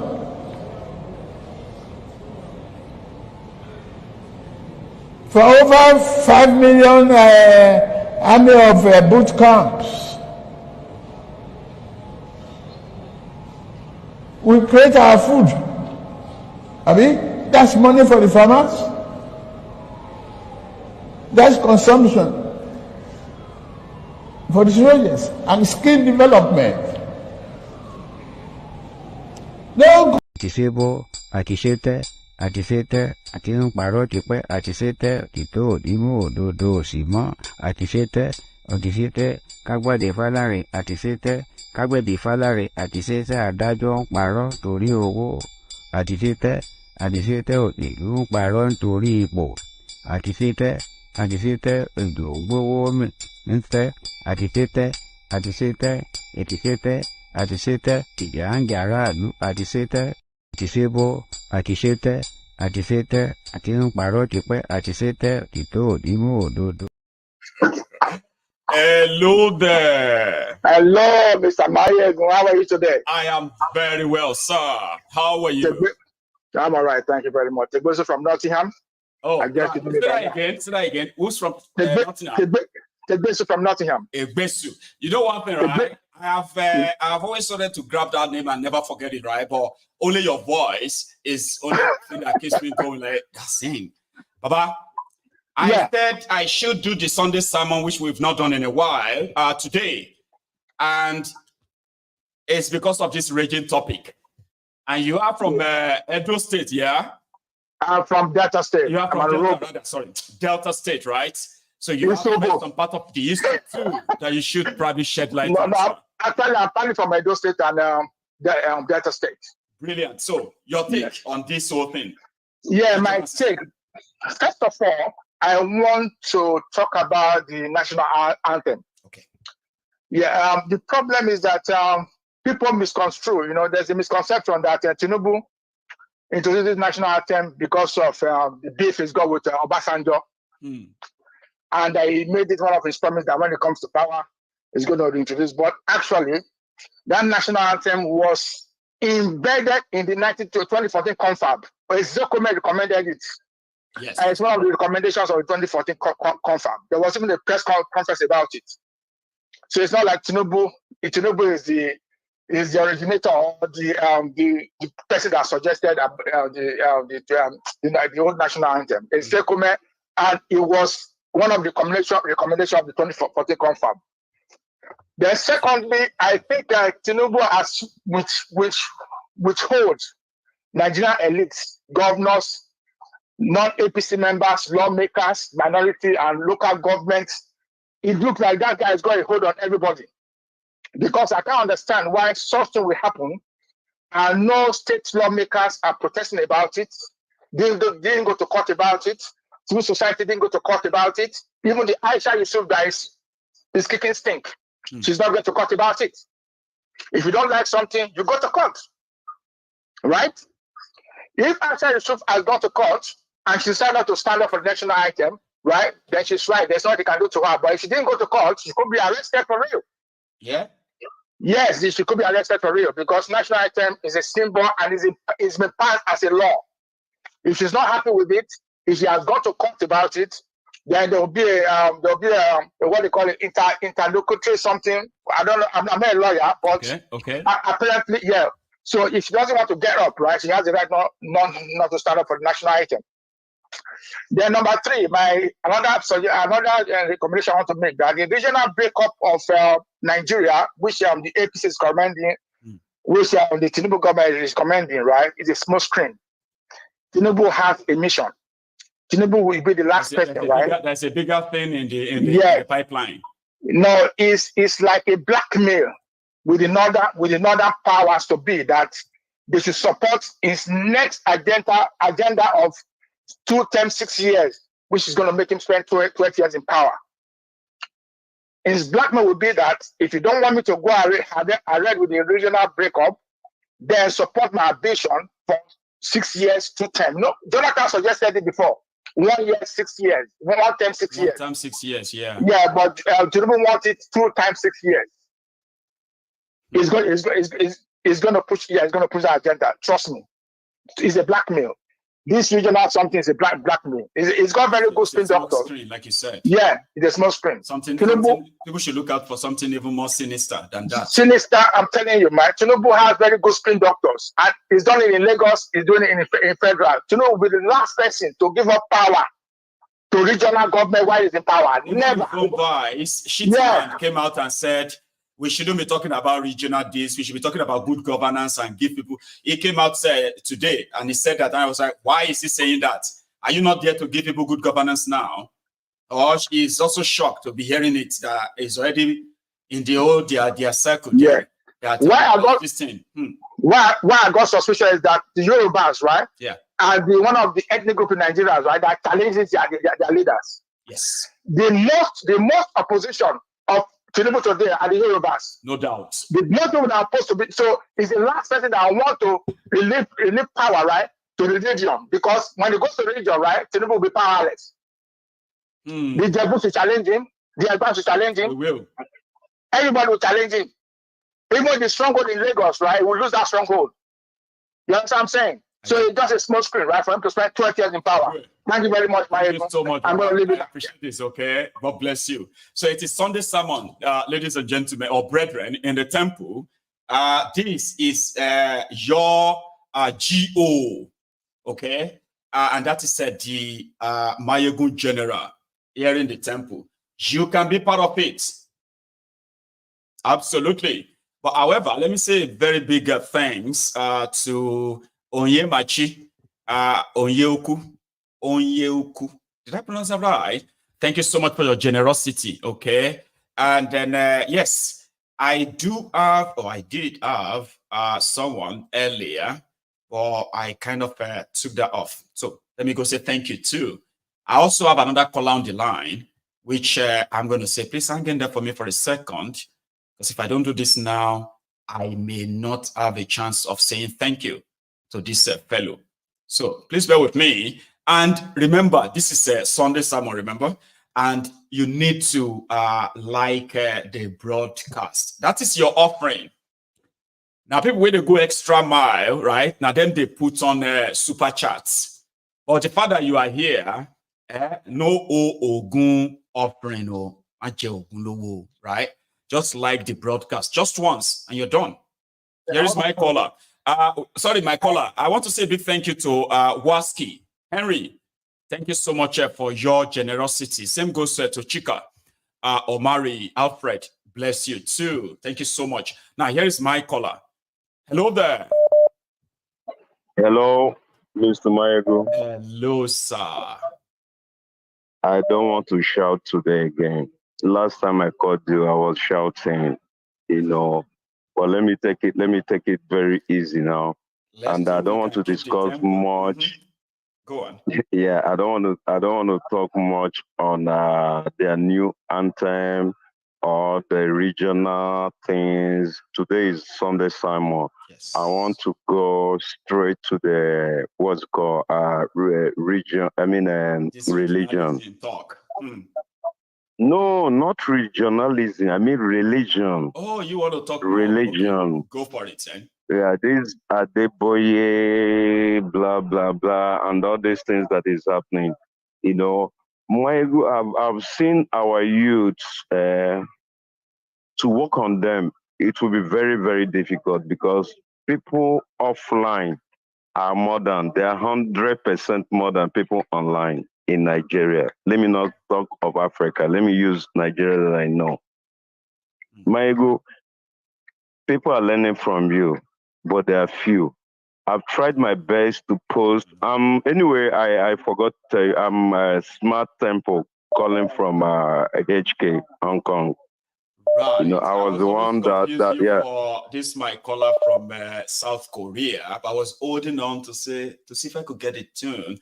So Hong Kong. Your name again? Sorry. Yeah. Smart Temple on Facebook. I posted something. Aisha Yusuf not standing up with their anthem. You know, I wouldn't know that I would get myself. I don't know. I don't get money on internet. I wouldn't know. I would get myself 8,000 plus, getting to 2,000 views. Yeah. Aisha didn't stand up. I just posted it. It was anyway. That's by the way. That's by the way. Yeah. And the major thing is about this Adeboye and Chris Oyakinome and Dunamis, all those guys. Please, do they have a retirement age? Retirement age to retire when you work. Maybe you're working for God or you're working for a Sky Daddy. You don't have retirement age to retire. Then you relax. Other people will continue. Retirement age in Africa or in Nigeria, I think is maybe 60 years or 65, if I'm not mistaken. Mm-hmm. They just move it to 70 now. These guys don't have retirement age. That's what I'm asking. That's number one. Secondly, the way they're dealing with our youth is something I don't know what to say. Our youths are turning to pastors or younger charlatans or spiritualists. They're turning people. You carry Bible, you dress well, you wear shoes. I don't know what to do. There's one lady, you call her. Hey, I forgot her name. I don't want to do again today. Celia, sorry. She always analyze things that I know. My go, you're trying really. I have a lot to say because about Tinubu, I'm really awakened, to be honest. I told my twin brother today, I was talking to him because I asked him, how is Shrine today? We don't call it church. He said, my guy, my children don't even go church. Say, only my wife go church today. Say, him know they go church. My twin brother know they go church. I don't wash people brain. I don't wash all of them. Waiting be church. Adeboye finish my family. I won't lie to you. Yeah. I wish I would have opportunity to just talk to you one-on-one, just offline. You know, I will tell you, I've been, I try. Anyway, Prijeje man, Udo Derege, Princess Udo Derege Ima. I mean, make una day, I beg, Ahmed. I hail everybody in the building. Great one, dude. I have a lot to say, but I just day weak. I know. I hope you'll be up at night as well, so you possibly join us then too. You know. I wish, Michael, you know, our time here is a different time from yours. But me, I always like to watch your program after time, as in after whatever, so that when Kolu they talk, I go push up front small. I enjoy them more. You don't say me na comedian. I don't lie. I'm a very big comedian. So I enjoy Kolu, but the point instead of this no. Sometimes person not supposed to take up to seconds, you know. Oh, my Nigerian are comedy now, as in a comedy country from Odumeje to Adepoye to I don't even know what to say. It's like I don't have strength. The day where I have strength, I will talk and I will shout. Please, I'm sorry. Please, everybody in the Temple of Truth, You guys, my ego is the best. My ego is the best. Thanks. My ego is the best. Yeah. Bless you, Baba. Yeah. Nice Yeah. one, nice one. So that's the smart there, ladies and gentlemen. Smart temple. Speaking at the temple of truth. Kind of like a wordplay. Makes sense, you say. I do have another caller, but before I connect them, okay? Indeed, please like share, like Smart Temple said. Here. Hello. All right, my general. Baba. Happy Sunday. Same to you. How are you? Lakatabu from Paris. Rio. Baba. How are you today? I'm very good. I have a quiz for you. I don't know if you answered the quiz. A quiz. You have a quiz for me. Okay. Yes. And I hope you answered the quiz very good and nice. If I know it. Who discovered River Niger? Well, somebody said it was who was this guy again? I put that Mongo Park. Yeah, they said Mongo Park. Oh, that's not true. So since then, I don't believe that. Who stopped the killing of the twins in Nigeria? There was no real killing of twins, but historically they said Mary Slessor. But later we found out that there was actually no killing of twins. Twins were actually worshipped in that part of Nigeria. But again, go on. So if all these things has been quick up together and form what they call Nigeria. So definitely, that Nigeria you are talking about, what is it? It's based on all lies. Lies. From beginning to the end. Like if you begin to question so many things, you can easily from the foundation. According to Yoruba, we say amok Erewa. One is Isale Longo Woke. All lies.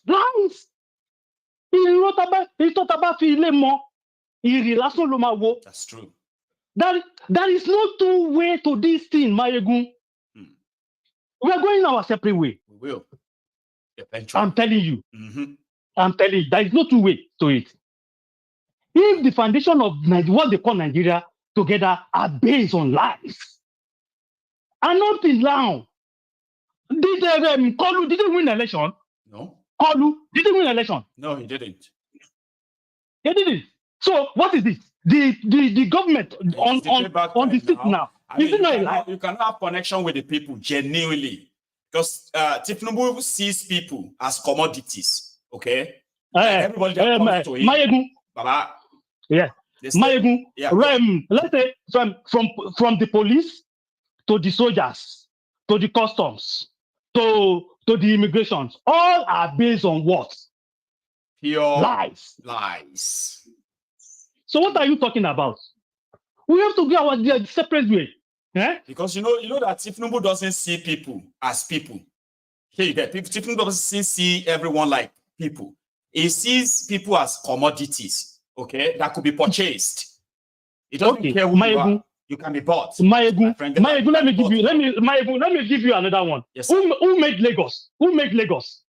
Well, they said him, but we all know that Lagos has been made far back then. Lagos that have been what Lagos have been for over 4,000, 5,000 years. That Lagos you are looking at. If they should give you the history. Yes. Your history as a Yoruba man. As a Yoruba man, if they tell you your history, Mayegun, when they should tell you the real history of Yorubas. And these people, if you run like loju. Up to now, as I was in Loyibo, anybody that did Loyibo, àwọn òyìnbò kí ni reason tí àwọn tó wà ní diaspora tó ṣe bẹ̀rẹ̀ sí pariwo pé they should give them a legitimate government, because when ìgbà tó rí bí àwọn òyìnbó ṣe treat wọn, what they call racism was there. So you started feeling to go back home after making why did you run there? And you make your money, you want to go back home. Then you can't go back again. Then that is the shout. That's why the people in diaspora started shouting. And now that give us new government. And We want to go back. But no, they cannot go. No, they cannot go back. To. We don't have any home to go back to. No, you have been forced to be here. And now let me tell you another thing that is brewing up that you don't know. Yes, sir. Here. Yes, sir. I'm telling you, they will do it. They say they are going to recolonize the Africa. In the next 10 years, oh no, if it didn't happen, I don't want to be offended. These white people, because of what Niger, Chad, Burkina Faso, and the rest they did, they have a plan for 5 years. I'm telling you, if you are in abroad, to back cross the ordinary zebra cross, lason, prison. Yeah. Prison. Ordinary zebra crossing, zebra crossing. Criminal record on their name. Oh, they will sorry, I want to Europe, diaspora, and the Americans. They will catch all of them and put you in prison, and they will now attack the people in Africa. So after that, they will recolonize you people.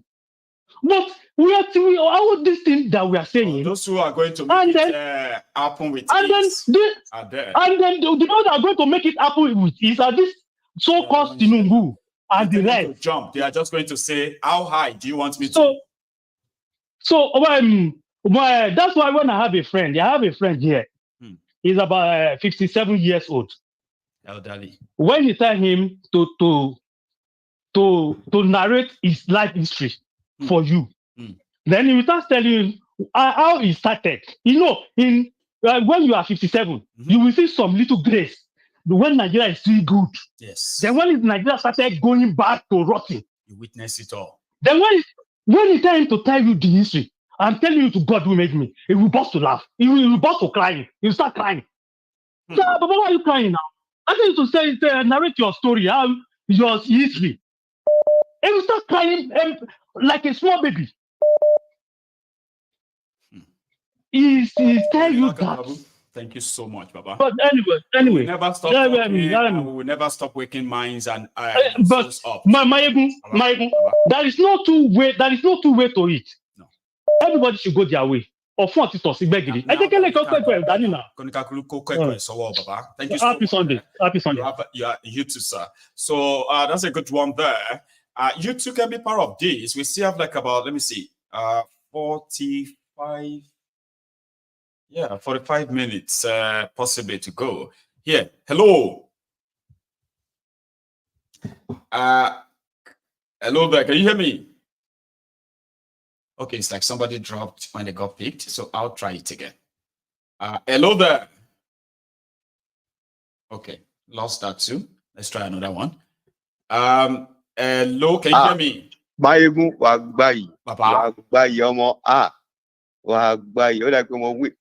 Hello? I can hear you, sir.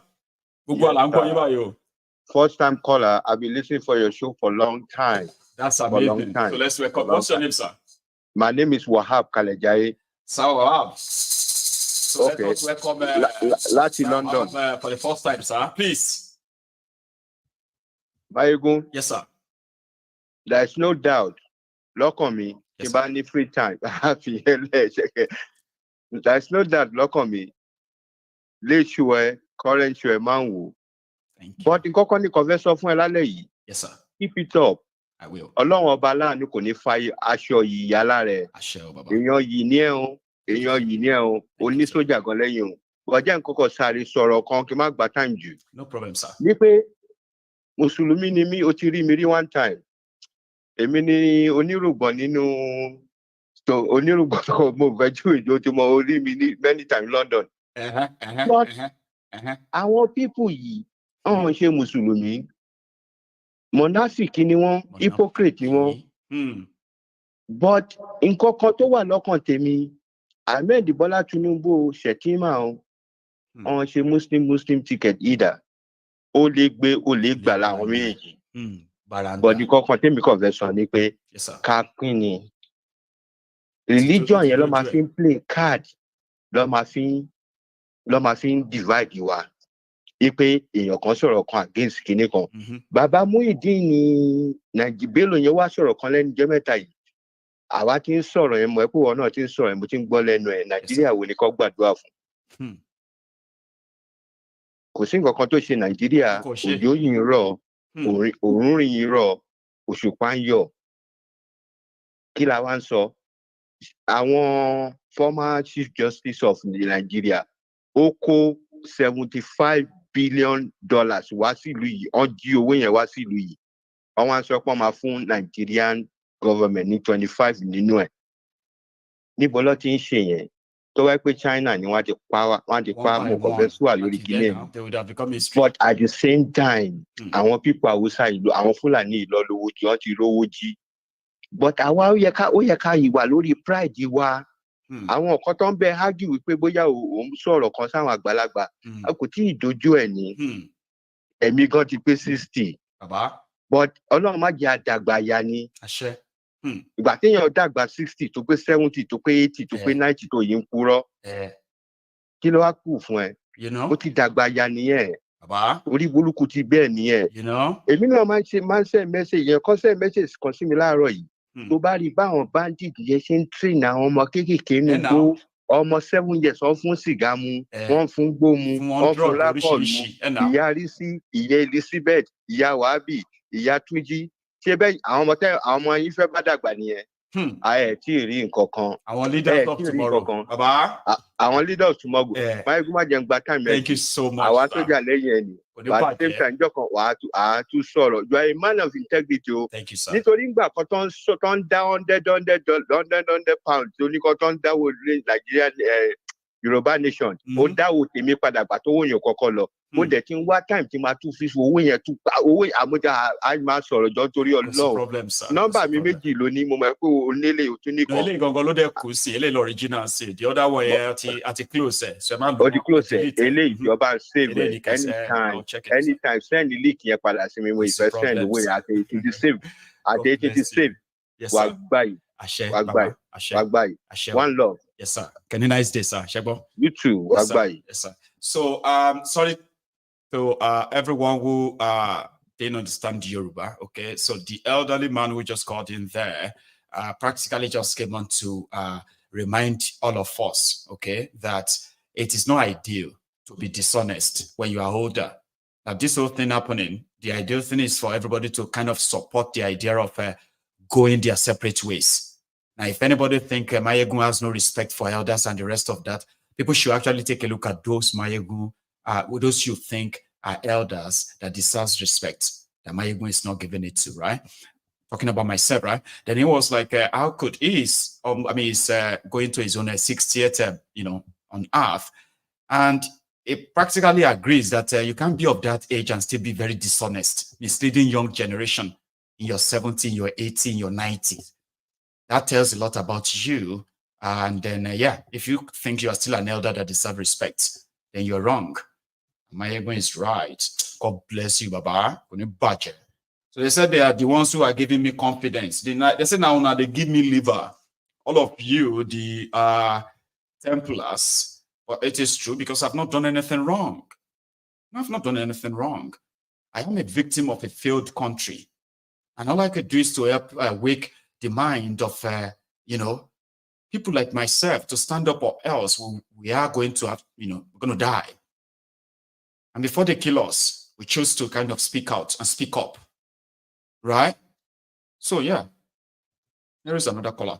Are you there? Hello. Okay. Hello, Mayegun. Oh, bless you. I thought I lost you there, sir. How are you? Yeah, I'm here. This is Mr. Chris from Michigan, United States. That is Sir Chris. Did you say from Chicago? Yeah. Oh, Michigan. Oh, Michigan. Bless you, Baba. How are you today, sir? Yeah. Good. You as your family? Very well. Thanks. Thanks for asking. Okay. Yeah. I want to say something on this issue of the national anthem. I think I kind of disagree with the Egbesu guy that called. Okay. So, in a democracy, if citizens are being arrested for protesting, will you call that democracy anymore? No. Okay. So that these criminals passed a law returning everybody back to the abandoning the national anthem. Colonial pledge. I know. And yes, And taking us without back to allowing us to have Egypt. input, too. There's no public hearing, no. There's nothing, no. Just them. But we have to obey. Yeah, taking us back to Egypt. See? And someone is saying because it's a law they passed, you could be arrested for protesting. That's a stupid suggestion to me. I'm sorry to use that word, because if we lose our right to protest, then if we protest, we are arrested, then it's no longer democracy. It's no longer a free society. So anybody can protest. You can even, in America, you can burn an American flag in protest. You will not be arrested. I mean, we see them do that anyway. So yeah. Okay, yeah. So, but there's like no breaking of law. Crazy, Chris, right?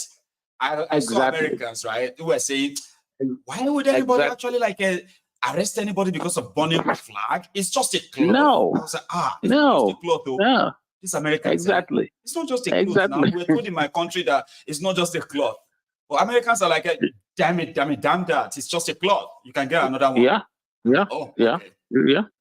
So, yeah. So when I saw that video, I praised Aisha for her courage, for her. Yeah, for her, she's a lioness. So you can't be, something what people say, Sir Chris.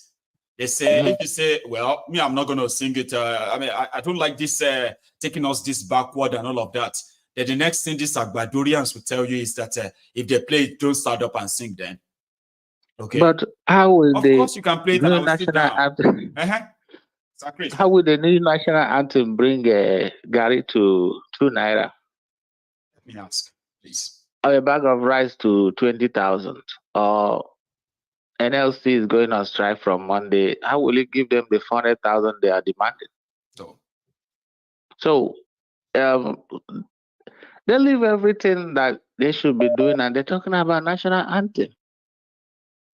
And this shows that they are delusional. They don't know what they are in India for. They are exactly. So anybody can protest like me. If I get to the airport on my way to Nigeria and they say, oh, before we stamp this, your passport, you have to sing the new national anthem. I will not do that. No. If they are, let them keep me in Nigeria. I'm already there. But I will never do that. So I think the Nigeria we held this stuff is, they want us now to start praising their failure by saying Nigeria we healthy, so that they will show that even though we are, most Nigerians are slaves, so they have to be obedient to and they have to profess it at every corner of the country. Exactly. Whether you like it or not, you have to sing it. You have to sing it so that the whole world, exactly. Exactly, in your midst of suffering, you have to be singing Nigeria we healthy. So then the issue of regional government. Why would they not be crying wolf now? I am wondering. I thought I thought it's the Igbos that will suffer when they do regional it is government. So I wouldn't believe it in my life that these guys are going to tell themselves the truth one day, especially if the old truth actually hits home. Exactly. So it is not the Igbos that are landlocked anymore. It is the North. It's now the North. The North now is disadvantaged. Since 1966, 1960, up to this moment, how many presidents have they produced? They have more states, they have more local governments, they have more, they hold money, they are, exactly, the representation, they are more represented than any region in Nigeria. So they have more population according to their census. They have more of everything, and they still say they are disadvantaged. I remember that time when they stopped a food blockade to the west, to the south. They said they feed us in the south. Now we are saying, okay, you know what? You could actually use all of that for yourself and let the south suffer. Okay? Let the Igbos, Yoruba, let us suffer. Well, I am so, I mean, I became shocked, Chris. Exactly. Yesterday when I And started seeing all this they, tantrum, I was like, oh, is this real? If they feed the rest of Nigeria, why is it that they have more people begging with because those are the lies they have been telling themselves. Yeah. You know, there's always a moment of truth. And I think we are already approaching that now, Chris. Yeah, and this is why they don't want, when they tell you the unity of Nigeria is not negotiable, it's because of them. They know they will lose. They know they will lose. They will know. They know they are the ones who's going to face famine and more hardship. But they do not have. They see, Chris. So they do not have enough courage to actually turn on their own criminal leaders and say, "See what you have done to us." So they will start. They will rather attack the Igbos, attack Yorubas, attack everybody else, but their leaders. And that's what they are doing right now. Yeah, that's what they are doing already. And Shetima is saying regional government is food. Talking about good governance. He's been a governor before he became he's been a senator too. Before he's now the vice president. What has he done to give good governance to his state? Well, he accommodated. What did he do? Boko Haram terrorists. And now he's talking about how to give good governance. Chris, after being a governor for 8 years, being a senator, now a vice president, and you're talking about, why don't we talk about? Nobody's holding them from giving anybody good governance. You give the good governance and see. Exactly. And then tell people that's why we're not giving you good governance. Why are you still talking about this? Please now, the people can say, no, we want more than this. Good governance, good country, safe country, safe economy. But, all of these things, you deny them.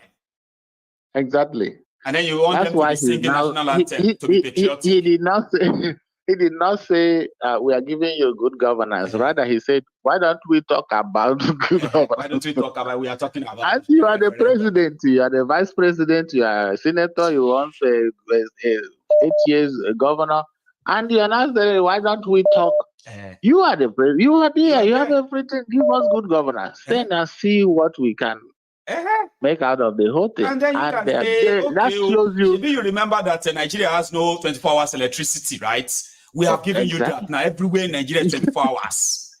Do you remember when they used to kidnap people in Nigeria? Now nothing like that anymore. Nothing like that, Okay, yeah, all right. Well, that and the Naira has strength now. But we still want to go away anyway. Yeah. You know that kind of thing. But you have given us nothing. And you believe in your guns and everything that will keep us. For how long, Chris? For how long? That's I don't know. I don't know how these idiots. I don't know how they think we feel about the whole thing. Whether they think we don't have the right to anything. Anything except what they say we should take. I don't know. And their failure is glaring already. Thank you so much. Thank you, my ego. God bless you. Thank you. You enjoy your Sunday, okay? See you after. And you. Nice one. So I think hang on. I think I have a caller here too. My time is gradually like rounding up, okay? I've only got just about 20 minutes to go. Here is another caller. Hello there. Yeah, my ego is me again. Oh, I told you never to always call back that way. Come on. When people react to what you say, right, you always want to, okay, I'll give you just 1 minute. Will you stick to that, sir? Oh, okay. Bless you. One thing is that in order for us to actually let this go around, right, I don't want us to be like, you can just take it in. When you say something on here, there are people that are going to actually respond to it. And I try my best to encourage everybody to respectfully disagree. Okay? Do not say because you are disagreeing with someone and all of that, and then, kind of abuse or pass some insult on them. I do my best to ensure of that, okay? However, sometimes because of the shortage of time and all that, okay, we can't really entertain someone calling twice. I apologize, all right? But here is another caller. Are you there? Yes, how are you? I am very well, sir. How are you? I so much enjoy your show, and I love each time I watch you. Thank you. You Thank are you so doing much. a very wonderful job. Thank you. All the contribution, my name is Fidelis anyway. I'm calling from Maryland, United States. I didn't catch the name. You said that so fast. Fidelis. Say that again. Fidelis from Maryland. How are you this morning, or almost noon anyway? I am wonderful. First time caller anyway. This is my first time. Fantastic. Do you mind this? Let's announce your arrival. So, ladies and gentlemen, this is, yeah, this is Fidelis from Maryland. Please speak on, sir. Okay. The only contribution I want to make, listening to your previous callers, Nigeria they need to dismantle that country. They just need to dismantle that country. That's the only way we are going to survive. Break it up to save lives. Break it up, save lives, and people will be more happier than what we have now. As it is now, there is no country. So we just need to break up. If not, like the last caller, we are going to be recolonized again. And once we get recolonized, that's when it's going to really be bad for the people of Nigeria. That's all the contribution I just need to add. Thank you for reiterating that, sir. Fidelis. Yes. Thank you so much, okay? You have a good one, sir, right? Now, that's Fidelis from Maryland, US of A. So I have, hang on, what's that time again? Yeah. We have just about 20 minutes, and we can still possibly, maybe, hang on, no.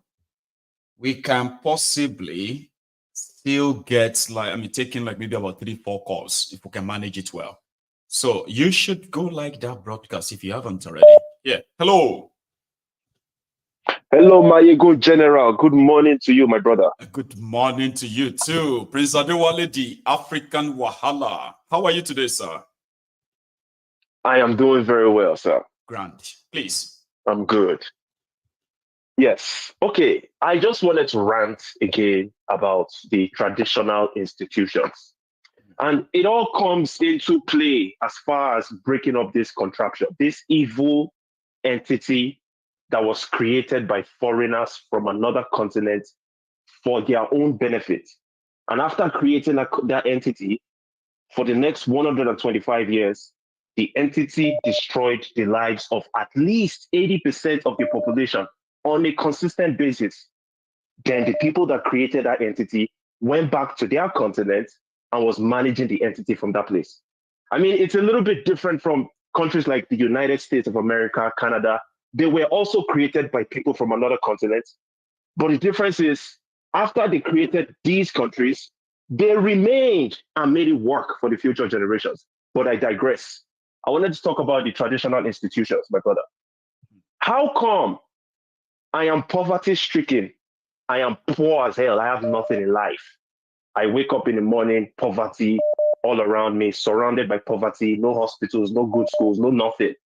My only future ambitions is to go and become a conductor in Lagos. That's my future ambition. And that is the life of millions of people in Southwest Nigeria, right?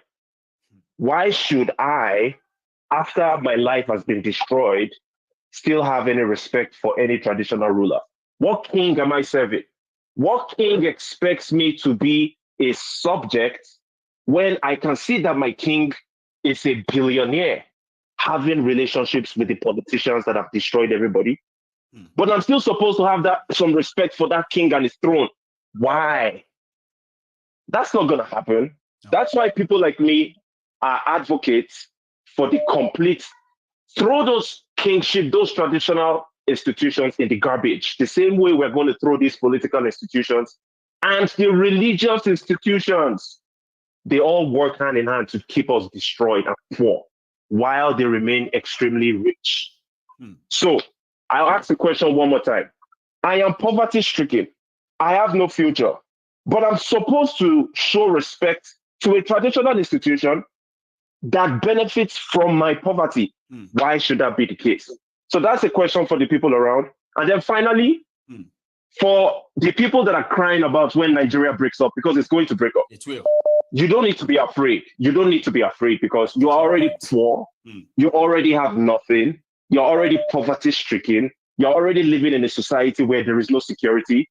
Police will kill you and sprinkle drugs and guns on your body and claim that you were an armed robber and nothing is going to happen. You want to go to the court system. The courts, the government officials throw court orders in the garbage. So that's the court system you want to depend on. Good luck to you. Then go to but just remember judge at a cheap restaurant you can find. Exactly. Pay the judge billions of naira. So keep dreaming that you have a country. Keep imagining that, oh, when Nigeria breaks, we're going to suffer. You're already suffering. Okay. And you can pretend. You can pretend that you're not already suffering. Eventually, we will all dance to the music. Thank you, my General. Bless you. The African Wahala. You never miss always. So thanks for this one too. I'll see you later, man. Thank you, sir. Yes, sir. So that's a beautiful one because to me, the question I will ask myself is this. For example, now, if they say they want to deport me to Nigeria, okay, and I start protesting it, no, don't take me to Nigeria. They will say, what do you gain for this UK where you dey? What do you go lose if they deport you? Then when I begin to say them and all of that, they say, oh, it's true, it's true. Oh, yeah, fight. No grill. No grill for them. I understand you now. No grill. But if I ask you now that what is it you think you're going to lose? That you are benefiting right now as a Nigerian, as part of Nigeria. Something you believe that if Nigeria should break, it's going to be over. That you are benefiting from directly like others, right? Is it security, the economy, employment, or the prosperity of the land? Citizenship right, your right. What exactly do you think you're going to lose? The people that are going to lose the control, you know what they are going to lose? They're going to lose control over you. They're going to lose the control over your resources. Lose the control over everything that they currently hold over you right now. And they are those who are telling you, you are going to lose. But they can't tell you what you are going to lose. The Arewa leaders, the emirs, the sultans, and the rest of them, they should be able to tell you what you are going to lose if Nigeria goes regional way or Nigeria breaks up. You will realize that they will have nothing to tell you, but they will be talking about themselves. Yeah. Because they will no longer have that resources to live that exorbitant luxury life they are living.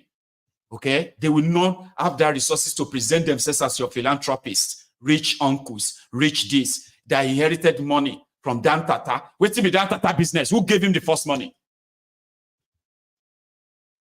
Who gave him the first money? And that's how they have sustained it. And to sustain all these supposed rich North billionaires, Nigeria has to remain one. So that the oil will have to continue to flow. And every other thing that they can use to live on, they have to take it from Nigeria. They can't have all of that in northern Nigeria. They've destroyed the place themselves. So if they tell you that if Nigeria breaks, you will suffer, ask them as a northerner, waiting with the gain right now that we're going to lose. Yeah. Hello there. Political. Yes, sir. This is Chike from Edmonton, Canada. Oh, my darling Chike. Dear Chike, I have been seeing that name and I've been seeing your comments as well. And I'm like, could it be same Chike? And I'm glad it's you. How is Edmonton? Edmonton is good. Weather is getting better. Thank God. Enjoy it while it lasts, though, right? Yeah. Yes, absolutely. How about you and your family? How are you guys doing? We are very well, too. Surviving. And then, thankful. Thank you so much for asking. Awesome. And how about your family? Let me just how's everyone? Let me just add some comments to what has been going on. The national anthem. Let's start. Okay. Please. The way it was changed was an absolute disgrace.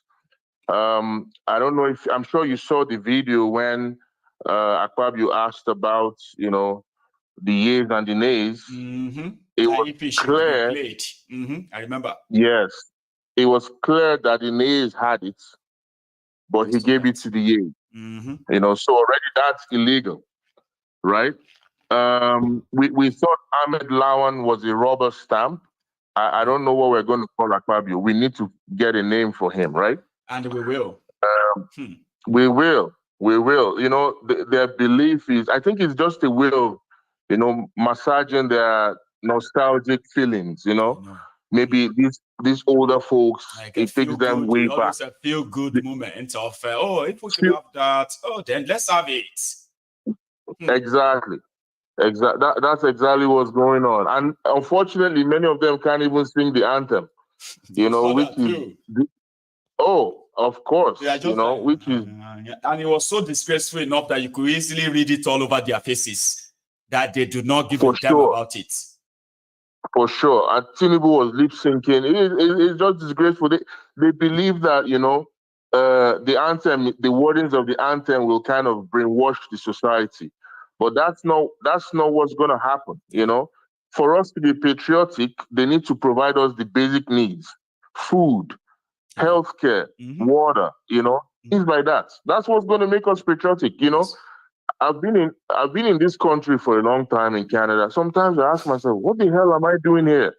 If my country was good, I don't want to be dealing with the different stuff I deal with here, you know. But it's unfortunate. Now it will take me to Aisha Yusuf, Yusufu, right? Yeah, refusing to stand up. Listen, that lady is a hero. I'm telling you. That lady, she has been consistent, just like you, right? And there's nothing like consistency, right? And nothing can be done to that lady. I can assure you, if the government is smart, they should learn to leave her alone. Because the moment they touch that woman, I can bet you Nigeria is going to start burning. They will and feel it's going to be because from if all of them could actually put up for head like I have seen them done in the last 2 days, right? It simply means that yeah, they could probably matter in a way. If they are smart, of course, they should avoid her. They should avoid her. Let her keep doing what she's doing. Keep fighting for us in her own way, right? That's right. From there, let me jump to the regional this regional government, the possible talk of a regional government. I don't know. I'm kind of in two minds about it. I think it's a good idea because you know that's what we've been clamoring for. You know, for a system where there's some sort of decentralization. Because if you really look at it, I mean, I think research and stats has it that in dynamic environments such as Nigeria, whenever there's a possibility of decentralizing leadership, there tends to be, you know, efficiency and things work. Yes, Now, yes, you know, but my only issue here is that the person who is trying to do it stole the mandate. So it's not got legitimacy to do it. So everyone should suspect him, and suspecting him, your suspicion of him is legit. You can't trust him. It's impossible. You can't trust him. No. And that tells us he has an ulterior motive. He would rather take advantage of it and make it his own. Never about the people. It's never about the people. And going to your point about never about the people, the North is crying because it's not about the people. It's about the elites. Yes. They're scared of what they're going to miss out in the event that there's a decentralization, right? But some said that they said the regions with everything, they will oppress them by developing than them. And I was like, that's an indictment then that even before, but you know something, Chike, there's this damage too that we should also acknowledge that these successive Arewa leaders have achieved. It is to make all of their people believe, right, that their only survivor is to cling on to Nigeria. If they should by any means miss Nigeria, it's over for them. And some of them believe that. That makes them more aggressive towards the rest of Nigeria, especially the Igbos that are demanding for referendum. Don't you think? Yeah, absolutely. And if there's one thing this election actually exposed that. It did expose that, and it dispelled that notion that Igbos cannot support somebody, that Igbos don't come out to vote, that Igbos are disenfranchised. You know, if Igbos were really disenfranchised, why are they not actually clamoring for this regional government? They know for sure that they're going to lose a lot, and that's why they're in panic right now, and it's good for them, you know. Now the only problem like again it's never is awakening for all of them to stop living in denial. of course, absolutely. So again, the person who is trying to implement it is a criminal, you know, has no mandate. So it's a dilemma. It's like we are at the crossroad, and there's on the one hand, some of us want to say, well, it's a good idea. But on the second hand, we are looking at the person that is being linked to. Then we are also kind of seeing other motives that we shouldn't be seeing. So that kind of justify why they cannot be trusted. I like the conversation, and I love their reactions too. Let's keep it, moving. Okay. Yes, absolutely. Michael, last thing I want to say. Yes, sir. Anybody who says you're not an Omoluabi is a liar, right? Because if there's one thing I know for sure, you've been consistent. Listen, whenever I hear people talk about how they were watching you since the kitchen, I feel envious because I never had that opportunity. And I was like, where the hell was Michael or where the hell was I? You know, but one day I went back. Those era, they were like the raw Mayegun. I don't think you want to see that again. Oh, trust me. You know, it's good to see it now. I'll tell you, Michael, I went back and I watched some of your old videos in the kitchen. And I also let you know, like, when I listen to you sometimes, truth be told, sometimes I'm angry, sometimes I'm elated, I'm happy. But that is because you tell the truth. Yes. You know, you're like, listen, my late mother used to tell me to always tell my brothers the truth, whether they want to hear it or not. You know? And that is what brothers do. Yes. And when I listen to you, of course, sometimes I'm angry because I don't want to hear the truth. Sometimes I'm happy, sometimes I'm laughing. But I went back to your old videos and you've been saying the same thing since that time. And I appreciate your consistency. We love you to death. Keep up the great job, and we'll continue to support you, my brother. Thank you so much. And then, my best and warmest regards to everyone in Edmonton this hour. Thank you. Okay. Thank safe, you. Baba. Regards to your family too. Appreciate it. Yeah, I will deliver that. Thank you so much. Right now, that's a Chike, from Edmonton in Canada. And then on that note, we are going to wrap it up this afternoon. I want to try and make sure that I come on tonight. Here you get. And I will do my best to. Okay. But let me quickly sign out here now and go get ready for later tonight. It should be interesting, trust me. But before you leave, remember, you should try and like this broadcast, okay? That shows you are here. To everyone and all of you, the commenters, the callers, the sharers, the likers, and the gifters, the super chatters. I want to say a big thank you to every one of you. All of us played our role now. Let's meet again later. Good afternoon.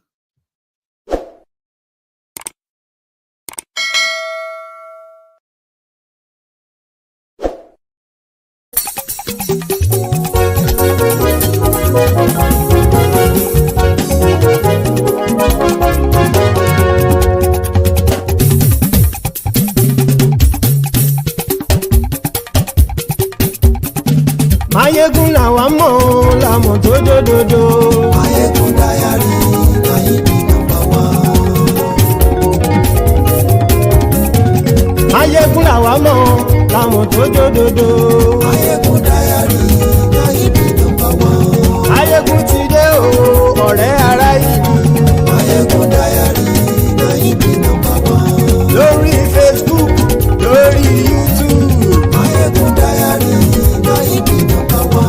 Gbogbo bó ṣe ń lọ ni Mayegun já wa sí. Mayegun dayari Nayibi #1. Àṣírí ọ̀jẹ̀lú kì í bò níbẹ̀ o. Mayegun dayari Nayibi #1. Bó bá ṣe eré àní Mayegun máa wí.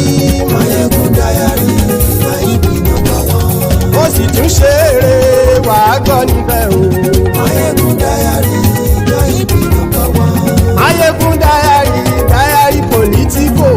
Mayegun dayari Nayibi #1.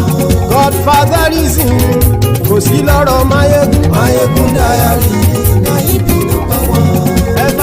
farabalẹ̀ sẹ́ o kẹgbọ́rọ̀ lẹ́nu o. Mayegun Diary na you be number one. Àní Mayegun làwa mọ̀ o làwa mọ̀ tó dódòdó.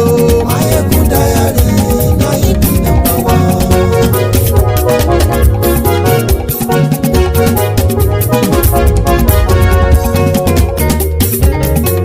Àní ẹ̀sùn ràkì. Mayegun ti dé. Mayegun ti dé. Ọ̀jẹ̀lú ẹ̀sùn ràkì. Mayegun ti dé. Àní ẹ̀sùn ràkì. Mayegun ti dé. Lórí Facebook. Mayegun ti dé. Àní ẹ̀sùn ràkì. Mayegun ti dé. Lórí YouTube. Mayegun ti dé. Àní ẹ̀sùn ràkì. Mayegun ti dé. Bọ́ bàbá gbé wúrẹ́. Mayegun máa wí. Àní ẹ̀sùn ràkì. Mayegun ti dé. Ijó ìgbádìyẹ. Mayegun máa wí. Àní ẹ̀sùn ràkì. Mayegun ti dé. Presido bá rúfin o. Mayegun máa wí. Àní ẹ̀sùn ràkì. Mayegun ti dé. Kí gómìnà kówó jẹ. Mayegun máa wí. Àní ẹ̀sùn ràkì. Mayegun ti dé. Ọlọ́pàá tí ń darí bá. Mayegun máa wí. Àní ẹ̀sùn ràkì. Mayegun ti dé. Aṣòfin tí ń rúfin o. Mayegun máa wí. Àní ẹ̀sùn ràkì. Mayegun ti dé. Òkúrọ̀ olóṣèlú. Mayegun máa wí. Àní ẹ̀sùn ràkì. Mayegun ti dé. Ọ̀jẹ̀lú ẹ̀sùn ràkì. Mayegun ti dé. Àní ẹ̀sùn ràkì. Mayegun ti dé.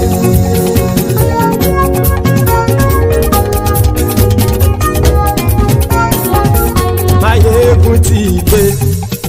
Gbogbo ọ̀jẹ̀lú ẹ̀sùn ràkì. Mayegun ti dé. Gbogbo ọ̀jẹ̀lú ẹ̀sùn ràkì. Ṣùgbọ́n ní bá ti ṣe èyí tó yẹ kí wọ́n ṣe, ọmọ bá dèrò ní fi wọ́n níran o. Mayegun ti dé. Gbogbo ọ̀jẹ̀lú ẹ̀sùn ràkì. Mayegun ti dé. Gbogbo ọ̀jẹ̀lú ẹ̀sùn ràkì. Ṣùgbọ́n ní bá ti ṣe èyí tó yẹ kí wọ́n ṣe, ọmọ bá dèrò ní fi wọ́n níran. Wọ́n fowó bẹ́ẹ̀ o. Mayegun ó sọ pé wọ́n ò fẹ́ bẹ̀. Wọ́n fowó bẹ́ẹ̀. Mayegun ó sọ pé wọ́n ò fẹ́ bẹ̀. Oníkan ṣáàtì ṣe èyí tó yẹ kí wọ́n ṣe fáwọn ará ìlú tó gbé wọn débẹ̀ o. Mayegun ti dé. Gbogbo ọ̀jẹ̀lú ẹ̀sùn ràkì. Mayegun ti dé. Gbogbo ọ̀jẹ̀lú ẹ̀sùn ràkì. Ṣùgbọ́n ní bá ti ṣe yìí tó yẹ kí wọ́n ṣe, ọmọ bá dẹ́rọ̀